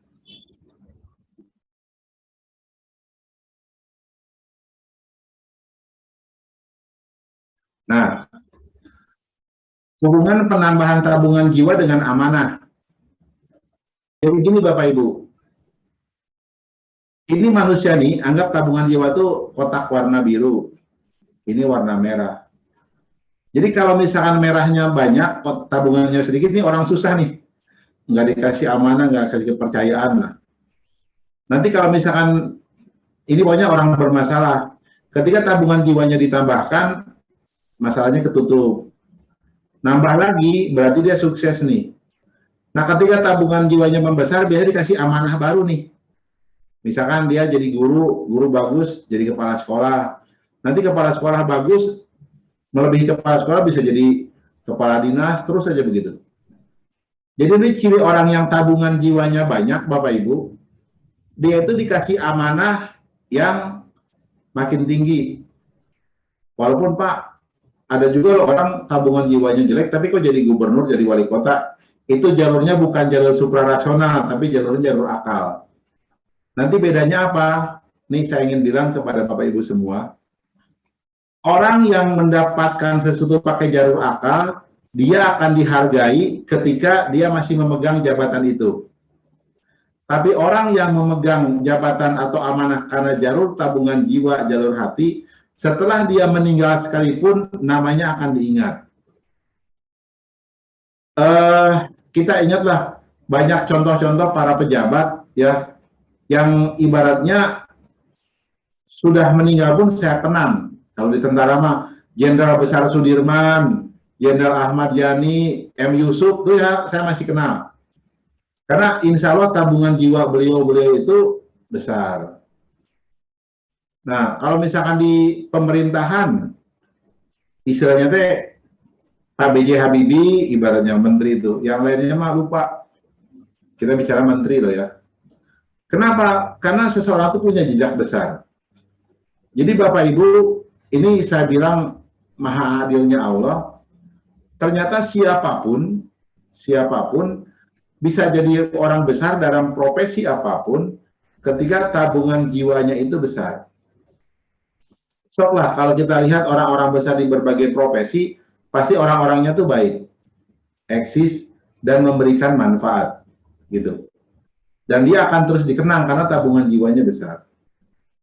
Nah, makanya perbanyaklah tabungan jiwa ketika kita mentok. Dan saya ingin ingatkan lagi, tabungan jiwa tergantung tadi amal ibadah kita, yang hati ini otak di dada, ibaratnya juga akal kita, makanya kuliah lagi, terus kalau bisa sama fisik kita, jagalah kesehatan. Jadi semakin besar tabungan jiwa, semakin besar amanah yang didapat. Nah, tabungan jiwa juga bisa turun Bapak Ibu, kalau kita berbuat salah, berbuat maksiat, terus mungkin ya berbuat dosa, jadi volumenya turun. Kalau volumenya turun, amanah pun turun. Contoh sederhananya mah kalau misalkan orang teh dapat jabatan menteri, korupsi, ya di penjara, kan amanahnya nggak ada. Makin ke bawah saja. Makanya kalau saya lihatnya nanti kehidupan manusia seperti itu. Ketika dia naik di atas terus lupa diri, ya pasti akan turun. Nah itu. Berikutnya, oke saya tambahkan lagi. Jadi kalau saya pribadi sih mainnya di tabungan jiwa. Ini di ayatnya gini. Bismillahirrahmanirrahim. La in syakartum la azidannakum wa la in kafartum inna azabi lasadid. Sesungguhnya jika kamu bersyukur pasti kami akan menambah nikmat kepadamu, dan jika kamu mengingkari nikmatku maka sesungguhnya azabku sangat pedih. Surat Ibrahim ayat 7. Jadi kamu bersyukur itu berarti kan kita buat tabungan kita jiwa kita bertambah. Sumbu X, sumbu Y, sumbu Z-nya itu ditambah gitu dengan aktivitas kita masing-masing. Itu pasti nambah nikmat, amanahnya nambah. Kalau kita tidak bersyukur berarti sumbu X, Y, Z-nya mengecil, azabku sangat pedih. Kan dengan misalkan seorang menteri terus dipenjara kan ibaratnya ya terasa seperti azab gitu. Jadi ayat ini dengan teori tentang tabungan jiwa insya Allah nyambung. Nah Bapak Ibu ada yang menarik nih. Kode tabungan jiwa. Jadi tabungan jiwa itu ya ada kodenya Bapak Ibu. Ada kode khusus, ada kode umum. Kalau kode khusus itu perbuatan baik yang balasannya sama dengan atau mirip perbuatan yang baik yang kita lakukan. Biasanya diperoleh dari interaksi antar manusia. Sedekah uang akan dapat uang. Sedekah makanan akan dapat makanan. Berbagi ilmu akan mudah dapat ilmu. Asalnya pengobatan jadi pengobatan. Matu naik pangkat jadi mudah naik pangkat. Ada umum perbuatan baik yang balasannya tidak sama dengan perbuatan baik. Biasanya dilakukan dengan ibadah yang langsung kepada Allah. Rajin puasa jadi pinter, rajin bertahajud jadi beribawa, duha banyak rezeki. Mohon maaf nih Bapak Ibu, ini yang jarang. Saya ngasih tahu deh sedikit. Insya Allah ini benar. Bapak Ibu, saya tuh dulu suka sedekah makanan. Tiap pagi istri saya transfer ke daerah yang butuh makanan apa. Itu tiap hari pasti banyak makanan di rumah. Sampai kadang-kadang nggak kemakan bagi-bagi ke tetangga. Butuhnya gini. Sampai kode makanan tuh ya, Saya pernah dapat rambutan banyak lah di kebun gitu. Saya bagi ke orang, pagi-pagi itu ke tetangga, ke saudara. Sore harinya dapat rambutan, Bapak Ibu, ada yang ngasih rambutan. Saya dapat pisang dari saudara, bagi-bagi, sore ada yang ngasih pisang. Terus ketika saya sedekah uang, dapat uang lagi. Makanya setelah saya renungkan di situ, ada kode khusus nih Bapak Ibu. Makanya pesan saya begini, kita tuh kalau misalkan punya masalah, masalah kita apa? Kalau masalah kita misalkan begini, tuh Pak Ridwan, saya pengen punya anak teh, nanti bisa dapat beasiswa. Saran saya tuh nanti cari anak yatim, biayai itu sekolahnya nih, saya kasih beasiswa aja, uang saku 100.000 sebulan. Nanti anak kita pun akan dapat seperti itu. Urusan beasiswanya gampang. Kalau kita misalkan sakit nih, coba kita cari ke rumah sakit, bantu orang sakit nih, saya nyumbang ya, buat biaya beli obat. Insya Allah kita cepat sembuh. Itu kode khusus. Ini sudah saya praktekkan. Makanya pesan saya nih, kalau yang mau bisnis, saya juga mulai bisnis ke beberapa bidang ya. Misalnya saya mau bisnis air minum, sari kurma misalkan. Saya tuh sekarang banyak sedekah air Pak. Yang bikin sumur daerah mana, bantu nyumbang. Nah itu tuh berarti kita sudah nyimpen kode air. Nanti kode air itulah yang istilahnya itu akan membuat bisnis kita di bidang air. Makanya terus terang saya secara pribadi nih, ngedidik anak juga, saya lagi mikir kalau anak kita pengen apa, jadi apa, coba dia berbuat aktivitas kebaikan di bidang itu. Misalnya kalau pengen jadi guru, ya suka ngajar temannya, insya Allah jadi gurunya lancar. Pengen jadi peternak, biasakan melihara ayam untuk sebuah kebaikan, telurnya bagi-bagi ke orang, pasti kalau jadi peternak lancar. Jadi itu kode tabungan jiwa. Sehingga nanti setelah saya renungkan, kalau kita punya masalah, masalahnya apa, ya disitulah kita selesaikan. Kalau kita punya masalah hutang, bantulah orang yang punya hutang. Gitu. Insya Allah hutang kita juga selesai. Nah itu yang ibaratnya harus kita pahami Bapak Ibu. Nah yang kedua, yang saya bilang, maha adilnya Allah, kan tidak semua orang tuh kaya, punya uang dan lain-lain. Ternyata cukup dengan banyak berzikir, banyak puasa, gitu loh. Itu juga hasilnya sama, gitu loh. Itu juga hasilnya sama. Makanya di sini saya bilang yang jadi masalah kan masyarakat kita tidak tahu bahwa ada tabungan jiwa, bahwa hati itu tidak bisa berpikir sehingga mereka malas puasa, mereka malas ini, akibatnya hidupnya biasa-biasa saja. Nah, ini terus terang saya sudah praktekkan dan saya sudah ketemu banyak orang yang ibaratnya tuh orang biasa lah dia tuh. Saya ketemu orang, ibaratnya orang biasa, tapi kok luar biasa ya, ibaratnya punya usaha ini dan itu, ternyata rajin puasa, Senin Kemis, nggak putus-putus katanya, udah berapa tahun gitu. Jadi Allah akan kasihkan itu, cuman yang jadi masalah tadi, banyak orang males, udah misalkan kurang pinter, kurang banyak uang, ibadah juga males, ya akhirnya males. Otak di kepalanya nggak jalan, di sininya nggak jalan. Bapak Ibu paham tidak? Setuju tidak dengan ini?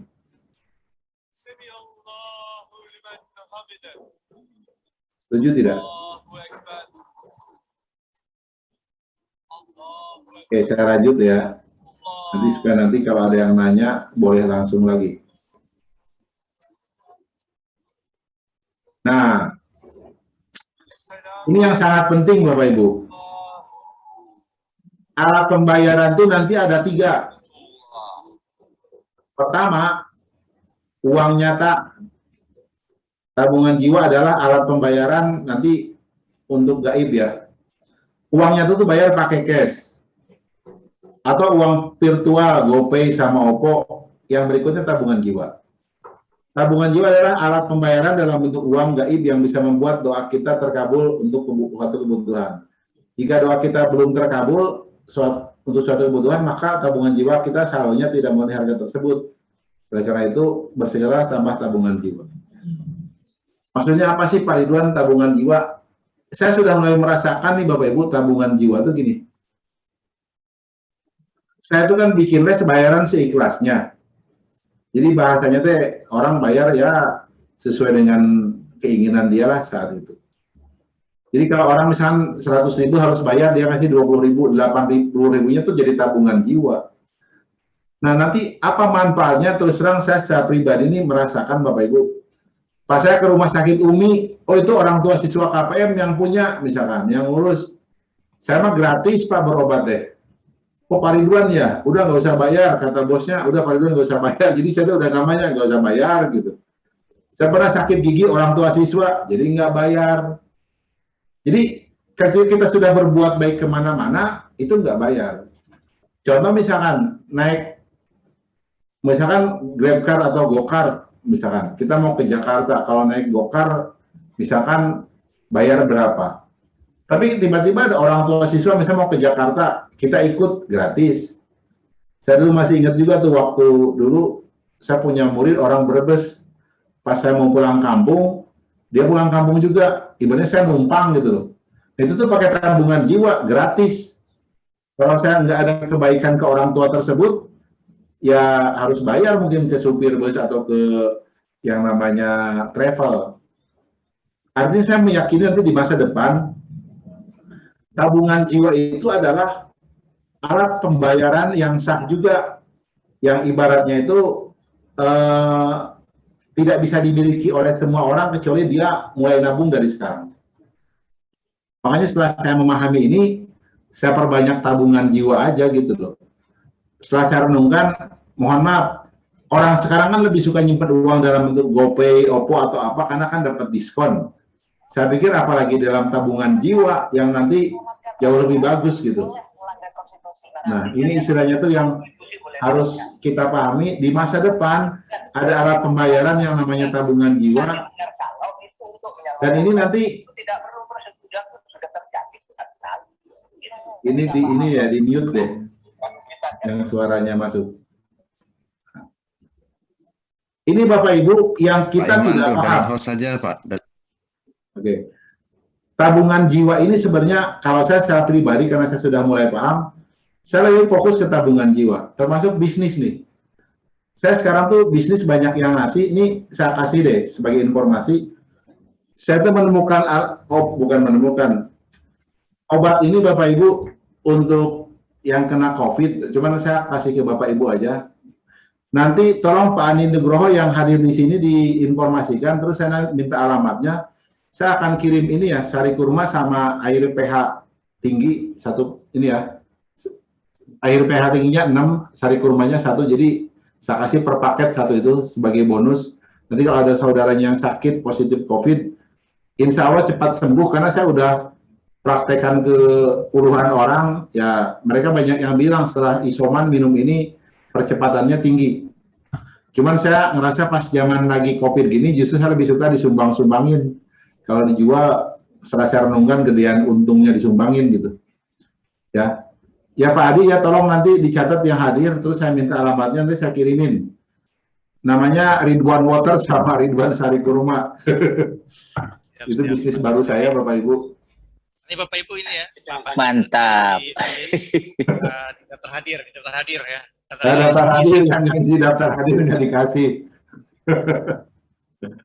Ya, ini terus terang Bapak Ibu, menurut tabungan jiwa masa depan itu nanti jauh lebih ini penting daripada uang nyata. Ini saya punya pengalaman tentang uang nyata. Saya pernah pergi ke Amerika tuh, ke Texas. Terus saya beli buku mahal-mahal kan, 2 juta satu buku tuh. Ada $1.500 sampai beli buku tuh apa $1.300 atau $2.000, saya lupa tuh. Terus saya ngobrol sama teman saya tuh, ini jangan beli ini nih, kemahalan. Ada ibaratnya tuh fotokopiannya atau ada ininya sih apa filenya gitu. Saya pulangin lagi tuh Pak.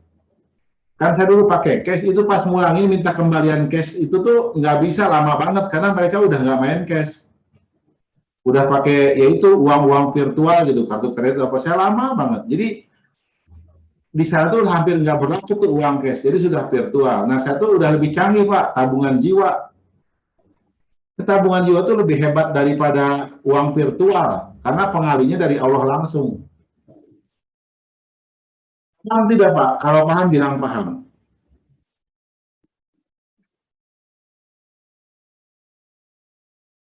Ini saya bilang rada berat nih, soalnya ngomongnya goib. Bisa udah praktek masalahnya dan bener. Cuman tadi nggak semua ngikutin, nggak semua paham. Ini kalau bahasa saya mah tentara nih harus levelnya Kopassus nih.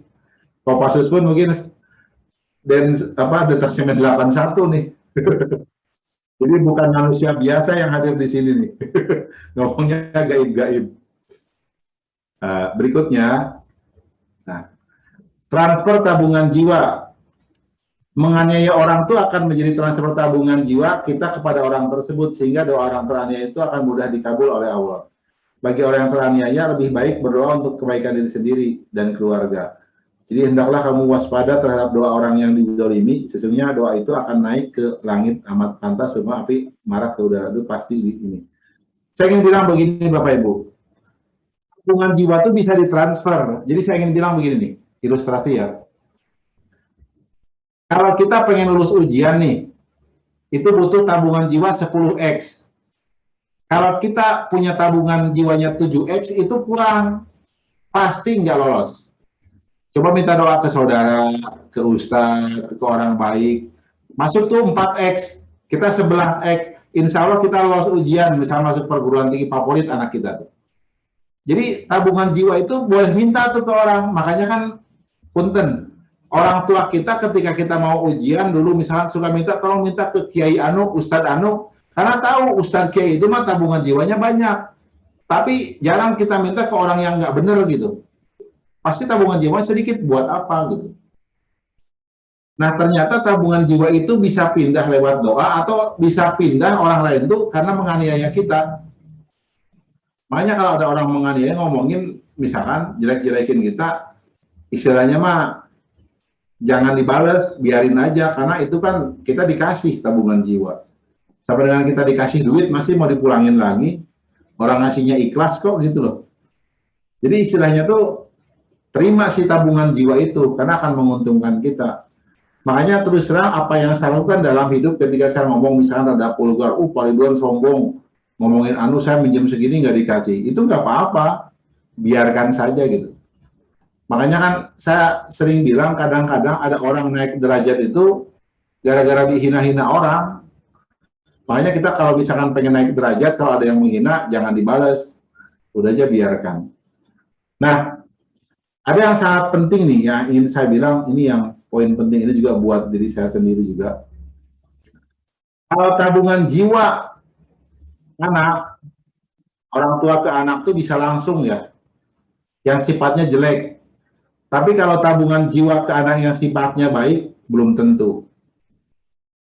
Maksudnya gimana Pak Ridwan? Gini, kalau kita kesel sama anak kita, terus kita ngomong, aduh kamu bikin kesel, tabrakan nanti kamu. Itu bisa tabrakan Bapak Ibu, kecuali segera kita ralat ya. Karena itu langsung tabungan jiwa kita tuh plek kalau ke anak. Tapi kalau tabungan jiwa kita untuk kebaikan anak, belum tentu. Kenapa? Karena untuk kebaikan kadang bersaing dengan orang lain. Contoh, kita berdoa, ya Allah anak saya ranking 1 di sekolahnya, ya Allah, doa kita seperti itu. Orang tua lain juga berdoa, ya Allah anak saya ranking 1 di sekolahnya, ya Allah, bersaing tuh. Nanti malaikat ngitung, ini kira-kira yang dikabulkan siapa yang ranking 1. Pasti dicari yang tabungan jiwanya banyak. Dicari yang anaknya rajin belajar, orang tuanya baik. Kalau orang tuanya nggak baik, anaknya rajin belajar, ya kadang-kadang nggak kepilih, ranking 2 aja lah. Makanya saya sedang bermain di posisi tabungan jiwa. Makanya saya berusaha untuk, ya Allah, semoga saya juga tabungan jiwanya nggak berkurang. Nah, ada lagi yang menarik Bapak Ibu. Transfer tabungan jiwa yang kalau kita transfer, nambah terus tabungan jiwa. Apa tuh Pak Ridwan? Caranya adalah mendoakan orang lain tanpa diketahui orang-orang lain. Jadi pas kita mendoakan orang lain itu, kan itu jadi tabungan jiwa buat kita. Nah itu insya Allah lebih mudah terkabul. Makanya istilahnya saling mendoakan. Ya pokoknya saya juga suka mendoakan orang yang tidak tahu kalau saya doakan gitu aja. Itu transfer tabungan jiwanya bolak-balik. Makanya sering-seringlah mendoakan orang lain yang baik-baik. Berikutnya lagi ini nih. Nah penting. Tabungan jiwa dapat diwariskan. Orang besar itu pastilah keturunan orang-orang besar. Bisa jadi ayah, ibunya, mertua, atau kakek neneknya. Tapi kalau warisan belum tentu. Jadi tabungan jiwa itu dapat diwariskan, ya. Gini maksudnya. Kalau bapaknya orang baik, terus pas bapaknya meninggal, anaknya butuh sesuatu, pasti orang tersebut dibantuin tuh si anak itu sama tetangganya, sama teman kerjanya, karena orang baik. Ibaratnya mungkin bapaknya dulu tuh suka jadi orang tua asuh siapa, nah orang tua asuh jadi orang sukses, anaknya pasti dibantuin. Atau bahasa saya gini lah, ini rada vulgarnya walaupun mungkin banyak yang menentang. Orang besar di masa sekarang pasti ada leluhurnya orang besar. Misalkan Bung Karno orang besar, namanya juga Raden Soekarno kalau nggak salah ya, Soekarno, pasti orang besar. Ibu Megawati jadi presiden kan ada Bung Karno, bapaknya sebagai orang besar. Gus Dur jadi orang besar, pasti ada ibaratnya itu kakek beliau orang besar. Siapa lagi? Pak SBY orang besar, kan mertua beliau orang besar. Makanya kita nyari jodoh nanti cari-cari yang ini tuh, yang misalnya calon besannya orang besar nggak nih? Kalau orang besar kayaknya berpeluang tuh untuk nanti anak kita juga jadi ke bawah besar gitu. Itu benar kok, silakan. Siapa lagi? Pak Jokowi, Pak Jokowi gimana? Ya pasti ada orang besar di belakangnya. Kok nggak ada Pak orang besar? Nah, mungkin bisa jadi beliau apa dulu banyak dihina orang gitu kan, sehingga tabungan jiwanya tertransfernya dari situ. Pak Habibie pasti ada orang besar. Siapa lagi? Pokoknya Pak Prabowo pasti ada orang besar. Pak Anies pasti ada orang besar. Semua pasti ada orang besar. Pak Ridwan, kalau saya ini bukan orang keturunan orang besar, gimana dong? Kalau kita semua bukan keturunan orang besar, caranya adalah kita sekarang perbanyak tabungan jiwa supaya anak kita jadi orang besar. Gitu. Kalau dikasih pemahaman itu supaya nanti kita bisa dapatkan itu. yang sederhana. Nah, Bapak Ibu, sebentar, saya ini lagi. Ini contoh lah, tabungan. Ini, kalau kita bicara tabungan jiwa, larinya ke sini. Orang yang tabungan jiwanya banyak setelah meninggal, namanya akan terus dikenang dan memberikan manfaat untuk orang yang masih hidup. Orang-orang pun rela menggunakan namanya menjadi nama lembaga, bangunan, atau fasilitas umum lainnya. Ini kalau bicara tabungan jiwa, Jalan Soekarno-Hatta, Bandar Udara Juanda, Gedung Ageng Permas. Coba kalau orang kaya pun kan setelah meninggal, ada nggak orang rela bikin namanya jadi jalan gitu? Jarang, walaupun dia kaya. Nah, saya secara pribadi, Bapak Ibu, setelah saya paham tentang ini, saya lebih fokus ke tabungan jiwa. Walaupun saya mungkin bukan kiai, bukan ustadz, saya lebih suka ya nyimpen tabungan jiwa dalam hidup. Walaupun tidak terlihat ini. Suaranya hilang ya? Enggak. Oke. Nah, Bapak Ibu, ini kita bicara tabungan jiwa ya. Jadi kalau kita sudah paham tabungan jiwa, nanti bergerak kita tuh akan suprarasional. Inilah karakter suprarasional. Maksudnya gimana Pak Ridwan? Ketika musim COVID, orang mau banyak nyimpen duit, ini banyak ngeluarin duit. Ketika musim COVID, mungkin istilahnya mah orang teh, wah, malas ibadah, dia perbanyak ibadah. Karena tahu nih manfaatnya, banyak nolong orang dan lain-lain. Cuman satu Bapak Ibu, kalau saya sekarang nolong itu sudah pakai hati ya, sudah pakai hati tadi. Kadang-kadang nggak semua tiba-tiba saya tolong, walaupun dia minta. Apalagi saya ujung-ujung nggak kenal, minta aja gitu misalnya. Saya kadang nggak ngasih, gimana hati. Tapi kalau hati saya udah cocok, bilang ini kasih, pasti dikasih. Nah itu akhirnya nanti orang kalau sudah karakter suprarasional muncul karena paham tabungan jiwa, dia akan melakukan apapun supaya tabungan jiwa dia nambah. Entah mengalah dengan orang lain, entah sabar, entah mau melakukan hal-hal yang mungkin orang mau ngapain sih, capek-capek begitu. Dia tahu karena jadi tabungan jiwa. Gitu loh. Nah, sampai sesi ini ada pertanyaan nggak? Sebelum satu lagi, saya akan terangkan. Sok, silakan. Pak moderator, mangga tuh. Ya, langsung aja Pak Tarmiji, silakan Pak. Ya, terima kasih sebelumnya. Pak Ridwan, saya masih apa ya, merasa malu hati gitu. Karena dasar bagi saya membangun tabungan jiwa itu ibadahnya yang belum maksimal gitu ya.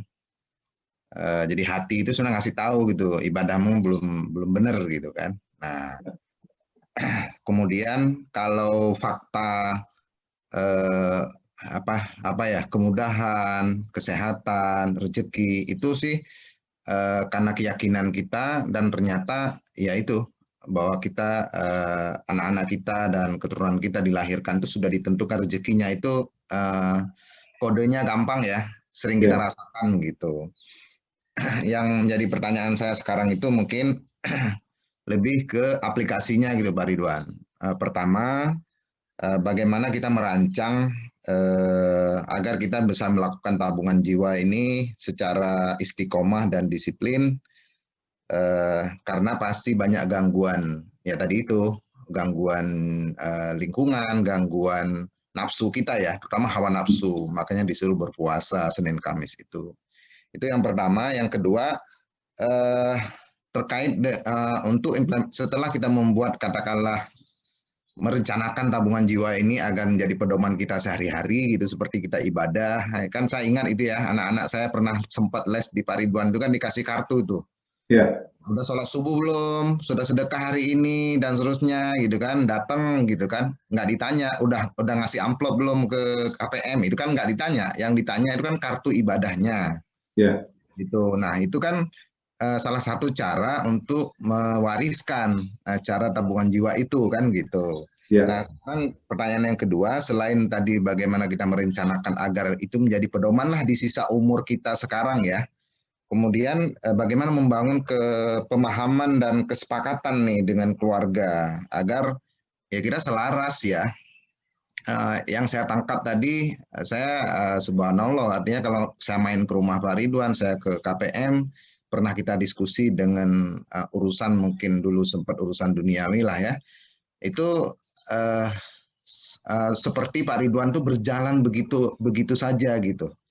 Nah kan artinya nggak ada, mungkin anak-anak juga nyaman main berbaur dengan anak-anak yang lain dan seterusnya gitu kan. Nah itu yang saya tangkap, ya udah Pak Ridwan udah mengalir aja. Tapi kan sebelum proses ini terjadi di Pak Ridwan, apakah dulu ada membangun kesepahaman dulu dengan istri, dengan anak, maaf ya, punten. Ya, baik, makasih Pak Ridwan. Assalamualaikum. Waalaikumsalam warahmatullahi wabarakatuh. Gini, untuk yang namanya kita apa ya, ngebangun konsistensi aja. Makanya saya berpikir ya, orang yang beriman dan berilmu pengetahuan itu derajatnya jadi lebih tinggi. Karena apa? Ketika dia berbuat tahu manfaatnya, dia akan mau terus gitu. Seperti orang sedekah, kalau hanya karena iman, sedekahnya biasa aja. Tapi ketika sudah pakai pengetahuan, dalam tanda petik, ini ternyata sedekah tuh kok pahalanya cepat ngalirnya, sedekah lagi aja, itu tuh. Termasuk gini, saya sekarang ini mohon maaf sih, saya beragama Islam. Ketika zaman COVID, saya akan berpikir jadikan sholat dan sabar sebagai penolong. Saya berusaha untuk sholat rawatib itu rutin gitu. Sebelum subuh, sebelum zuhur, setelah asar, setelah zuhur, sebelum asar, setelah maghrib, setelah isya gitu kan. Lama-kelamaan kok saya ngerasa makin lancar urusan, terus kalau berdoa tuh kok banyak bener yang terkabul, akhirnya jadi ketagihan. Nah, kita buat itu dalam tanda petik berjamaah gitu. Bisa jadi dengan teman-teman kita di kantor saling mengingatkan, sholat yuk, terus ngaji yuk. Makanya dibuat komunitas. Di saya itu ada, di kantor saya itu komunitas one week 2 juz. Jadi setiap minggu itu 2 juz, 2 hataman Quran nih yang beragama Islam tuh. Saya juga ada yang non Muslim yang di KPM. Jadi akhirnya kita awalnya malas ikut-ikutan. Di keluarga saya ketika ada komitmen sholat rawatib, ya jadi sholat rawatib. Jadi memang harus ada jamaahnya nih untuk melakukan itu. Nah, istilahnya tuh inilah proses yang memang harus kita buat gini, bahasanya gini lah. Kalau di otak duniawi misalkan kita lihat nih, kalau malam minggu kita jualan ternyata laku nih. Pasti pengen dong tiap malam minggu kita jualan, semangat. Sama ternyata ketika ibadah pun setelah kita lihat polanya ternyata ini lebih menguntungkan nih, lebih nikmat, lebih banyak manfaat, pasti kita mau melakukan. Dan kalau bisa tadi ada komunitas. Yang berikutnya kalau untuk komitmen keluarga, ini kalau saya boleh bilang, ya memang ini berat sih ngebangun suatu visi ya, bahwa kita ngebangun sesuatu gitu loh, yang memang harus kita ini bersama. Kayak saya misalkan dulu, ini saya ngasih tahu sedikit rahasia Pak, mau misalnya kalau pengen punya sesuatu nih, saya kasih tahu rahasia. Kalau kita pengen punya rumah yang banyak, coba wakafkan satu rumah, pasti Allah ganti dengan rumah-rumah lain. Saya juga sama seperti itu, alhamdulillah saya punya rumah lebih dari satu, karena ada satu rumah saya wakafkan, dikasih itu. Ada mobil kita wakafkan, dapat mobil lagi. Cuman itu perlu komitmen dengan keluarga, makanya memang ibaratnya teh keluarga itu harus kita bina, dan memang harus ada rutinitas dari kita. Makanya awalnya dulu ada komunitas yang membuat kita rajin ibadah, konsisten, baru kita nanti dengan keluarga diajak. Kadang kalau di keluarga sendiri mungkin kita rada kurang kuat, karena pas keluarga malas, kitanya malas, susah. Tapi kalau ada orang luar, misalkan teman kantor atau komunitas apa, kita ke bawah kuat, nanti keluarga ke bawah kuat. Ya terus terang, salah satu manfaatnya kalau kita ada komunitas, kayak saya ini misalkan, dulu lah, ketika ada lomba ke luar negeri misalkan, satu dengan perbedaan waktu kadang mungkin ngaji malas, tapi ada komunitas ngaji, ada apa, jadi ke bawah cepet lagi. Dan itu memang seiring dengan apa ya, bertambahnya keimanan, terus pengetahuan, sehingga kita akan makin semangat lah. Ini saya pribadi gini Bapak Ibu, ini mohon maaf. Ini pribadi ya, saya tuh dulu mikir, jadikan sholat sebagai doa. Ternyata gini loh Bapak, ini sedikit tambahan ilmu. Kalau kita ingin berdoa supaya ini, misalkan doa kita terkabul lah versi kita, ketika kita berdoa, pengen apa, minta apa, bayangkan yang sedang akan kita doakan itu apa. Misalkan, ya Allah jadikan anak saya misalkan lulus ujian seleksi bayangkan anak kita, bayangkan terus, doakan langsung. Enggak gini ngebayang-bayang. Kalau kita mau doakan, ya Allah doakan usaha saya lancar, bayangkan tokonya. Jadi fokus, gitu loh. Ternyata saya perhatikan itu. Dan kalau bisa, dimohon maaf jadi ngomongnya ada agama sedikit, pas saat sujud di sholat sunnah itu fokusnya di situ doanya. Kan boleh itu pada saat sujud. Insya Allah kita akan dapat hal yang tak terduga. Itu mungkin Pak Tarmizi ya, mudah-mudahan bisa paham. Siap. Nah, satu lagi nih, saya tambahkan lagi pertanyaan Pak Tarmizi nyambungnya dengan ini.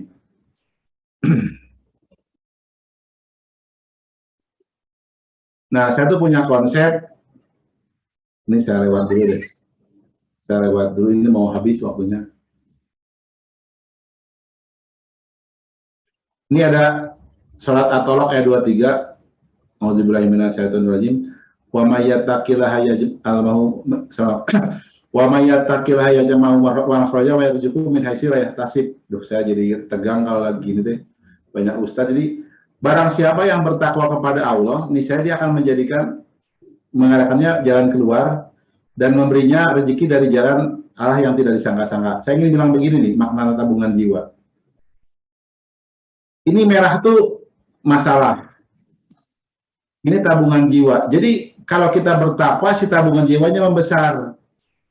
Jadi nutupin, mohon maaf. Tabungannya nutupin masalah. Berarti itu jalan keluar. Jadi kalau kita punya masalah, berarti takwa kita kurang. Nah, kemudian nanti ada lagi nih, tabungan jiwa nambah, berarti ini rezeki tidak disangka-sangka. Nanti bisa jadi ada amanah baru, masalah baru lagi. Kita jadi ketua jurusan, bagus. Wah, diangkat, bagus nih. Dijadikan dekan. Jadi dekan, tantangan baru. Ketika kita makin bertakwa, masalah-masalah jadi dekan beres. Nanti ada masalah baru lagi. Jadi rektor. Nanti tuh, ini rektor. Nanti rektor beres. Ketika tabungan jiwa namanya, tabungan jiwa terus nambah dan nambah aja. Ya, istilahnya tuh. Jadi begitu, makanya terus terang Bapak Ibu, ya kita kalau kita sudah paham, teruslah tambah tabungan jiwa. Kalau kita punya keinginan besar, tabungan jiwa juga harus terus besar. Nah, caranya bagaimana? Nah, di sini ada ayatnya, Maha Suci Tuhan yang telah menciptakan pasangan-pasangan semuanya, baik dari apa yang ditumbuhkan oleh bumi dan dari diri mereka maupun dari apa yang tidak mereka ketahui. Ini bicara pasangan surat Yasin ayat 36. Jadi surat Yasin itu surat ke-36, ini ayatnya 36. Ini pasangan-pasangan. Siang malam laki-laki, perempuan, kiri, kanan, dan lain-lain. Pak Ridwan, ini maksudnya apa sih ngomongin ini? Saya ingin bilang gini, Pak. Jadi hidup itu kan pasangan-pasangan nih, siang, malam, kiri, kanan. Nah, gini nih. Di sini kan ada ayatnya nih. Ini nanti tuh pasti senang, susah, susah, senang, gitu kan pasangan. Fa inama usri usra, inama usri usra. Karena sesungguhnya sesudah kesulitan ada kemudahan, sesudah kesulitan ada kemudahan. Saya memaknainya gini loh Bapak Ibu, ini yang jarang orang mikir. Senang nanti susah, susah jadi senang. Berarti kalau bisa hidup itu rencanakan kesusahan, nanti kita dapat kesenangan. Rencanakan kesusahan pasti dapat kesenangan. Contoh, Bapak Ibu kan kuliah S1 susah, kan dapat senang gitu loh. Bisa gampang kerja dan lain-lain. Puasa susah, dapat senang. Gitu loh. Misalkan nyumbang susah, dapat senang. Karena itu hukumnya pasti, makanya saya secara pribadi rencanakan susah. Makanya kayak saya ceramah begini nih, anggap ibaratnya, ini mohon maaf saya cerita sedikit, hari ini tanggal 27, kemarin 27 sampai 1 Agustus, saya tuh jadi tuan rumah International Mathematics Competition, Indonesia International Mathematics Competition. Yang hadir 30 negara. Jadi saya masih ngantuk-ngantuk, Pak. Habis pemeriksaan ujian anak-anak gitu istilahnya teh. Nah, itu saya merencanakan susah. Nah, dapat senang. Terus istilah saya tetap ngisi nih acara ini. Walaupun dalam kondisi ngantuk misalkan, jadi rada liur-liur, susah, pasti dapat senang. Makanya saya terus terang setelah saya pahami ini Bapak Ibu, kalau ada sesuatu yang sifatnya susah, saya senang menjalani. Seperti tentara lah, kalau orang masuk Kopassus, latihan komando, misalkan entah 7 bulan, 9 bulan, saya lupa. Itu susah, pasti dapat senang. Orang ikut akmil, susah, pasti dapat senang. Nah, hukum itu berlaku sampai sekarang. Kalau kita sekarang bersusah-susah, pasti dapat senang. Makanya saya punya program merencanakan kesusahan. Nih, merencanakan kesusahan yang rutin dilakukan, membuat orang biasa jadi luar biasa. Bilal bin Rabah itu kan susah dulu tuh, dihina-hina apa budak jadi terkenal. Abu Hurairah susah belajar, Pak Ustadz Ali bin Imam susahnya dulu zikir ya minimal terkenal. Sekarang Pak nih Bapak Sutopo Purwonugroho saya masih ingat beliau tuh orang di Humas BNPB yang sakit tapi tetap mau berilah masih informasikan berbagai bencana susah. Kalau di agama lain juga misal sang Buddha susah, jadi pokoknya kita rencanakan susah deh, pasti kita akan dikenang namanya, atau akan mendapatkan kesenangan. Makanya, mohon maaf, saya menyarankan nih buat semua, untuk supaya tabungan jiwa kerasa, supaya bahasanya cerdas hati kita, itu rencanakan kesusahan. Contoh, nih mohon maaf yang sederhana, cobalah rencanakan kesusahan Senin Kemis puasa gitu. Coba rencanakan kesusahan tiap pagi sedekah. Coba rencanakan kesusahan apa. Nanti pasti nanti hati kita akan hidup, akan terasa. Karena syaratnya juga kalau kita rencanakan kesusahan pasti akan dapat kesenangan, itu hukumnya pasti. Makanya saya secara pribadi nih, mohon maaf nih sedikit promosi lah. Kalau Bapak Ibu mengundang saya untuk ceramah, saya sangat senang. Misalkan kemana-kemana boleh. Dan syaratnya nggak usah dibayar. Terus kalau tiba-tiba, Pak, ini sudah ada jatah dari pemerintah, saya biasanya masukkan ke yayasan yang saya miliki, namanya Yayasan Indonesia Ikhlas, ya buat disumbang-sumbangan lagi. Karena saya ngerasa menyebarkan ilmu ini kesempatan untuk ya nambah tabungan jiwa dan merencanakan kesusahan. Itu saya Pak Adi ya, mungkin nanti ada yang nanya keseluruhan, boleh. Terima kasih. Wassalamualaikum warahmatullahi wabarakatuh. Waalaikumsalam. Bapak Ibu masih ada yang ingin ditanyakan?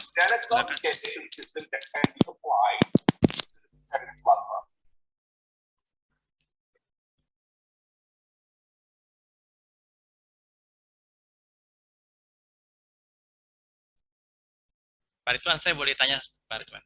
Boleh, boleh. Pak Ridwan tuh kemarin kirim quote itu kenapa berbisnis itu ya. Salah satu alasannya supaya uangnya itu bisa untuk infak, zakat, sedekah, wakaf. Nah, Kalau semua orang berpikirnya bisnis, ya hidup ini kan harus seimbang ya Pak Ridwan ya. Ada yang jadi pengusaha, ada yang jadi karyawan. Nah, bagaimana dengan orang yang tidak punya kesempatan untuk menjadi pebisnis? Nah, gini istilahnya teh. Saya juga sebenarnya bukan seorang pebisnis gitu loh. Cuman setelah saya menjalani, sebenarnya gini, yang salah itu adalah konsep bisnis kita nih. Maksudnya gimana Pak Ridwan? Kita itu kan bisnis itu nyari untung. Akibatnya nyari untung kan berebut dengan orang lain untungnya teh. Karena kita berbisnisnya dengan manusia. Kalau saya berbisnisnya dengan Allah, kan Allah maha kaya, makanya setelah saya dapat untung, sedekah ke sini, sedekah ke situ. Nah, saya mulai akhirnya apa? Kalau kita tidak bisa bisnis, mulailah sedekah. Berarti kan sudah bisnis dengan Allah. Nanti dikasih proyek apa gitu. Makanya salahnya orang bisnis sekarang adalah dia berbisnisnya dengan manusia. Kalau berbisnis dengan manusia, ibarat ada satu proyek, lelang 5 orang, 5 perusahaan berebut satu lelang itu karena berbisnisnya dengan manusia sih. Proyeknya cuma satu, sedikit, terbatas. Berbisnis dengan Allah mah nggak terbatas. Makanya saya bilang, saya tuh bukan pebisnis. Cuman saya suka sedekah, jadi bisnisnya dengan Allah. Akibatnya apa? Saya buat aktivitas saya jual apa tuh biar dapat uang. Kan nggak mungkin saya misalkan, inilah, saya jual misalkan sari kurma, Ridwan sari kurma. Saya mau pengen bangun masjid kan nggak bisa pakai sari kurma. Saya jual dulu sari kurmanya, dapat duit, lalu nyumbang ke masjid gitu. Jadi sebenarnya menurut saya semua orang bisa jadi pebisnis dengan syarat bisnisnya dengan Allah. Bentuknya apa? Zakat, infak, sedekah aja yang dia lakukan. Ini pakai otak di dada ya Pak Adi, bukan pakai otak di kepala. Otak di dada mah beda dengan orang. Itu Pak Adi jawabannya. Jadi tetap kembali ke otak di dada ya Pak Ridwan ya. Jadi semua bisa bisnis asal bisnisnya dengan Allah. Ini yang jadi masalah. Kita bisnisnya dengan manusia, akibatnya berebut. Karena nggak berebut, kan Allah mah maha kaya, nggak pernah lah istilahnya tuh ibaratnya apa ya, kita tadi dibohongin nggak pernah. Luar biasa penyampaian dari Pak Ridwan. Bapak dan Ibu kalau ada yang ingin ditanyakan, saya kasih kesempatan satu.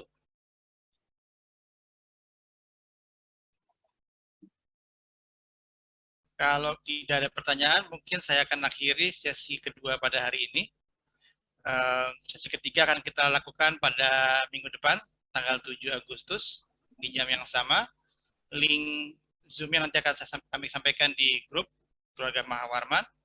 Pada Pak Dr. Ridwan Hasan Saputra, kami ucapkan terima kasih.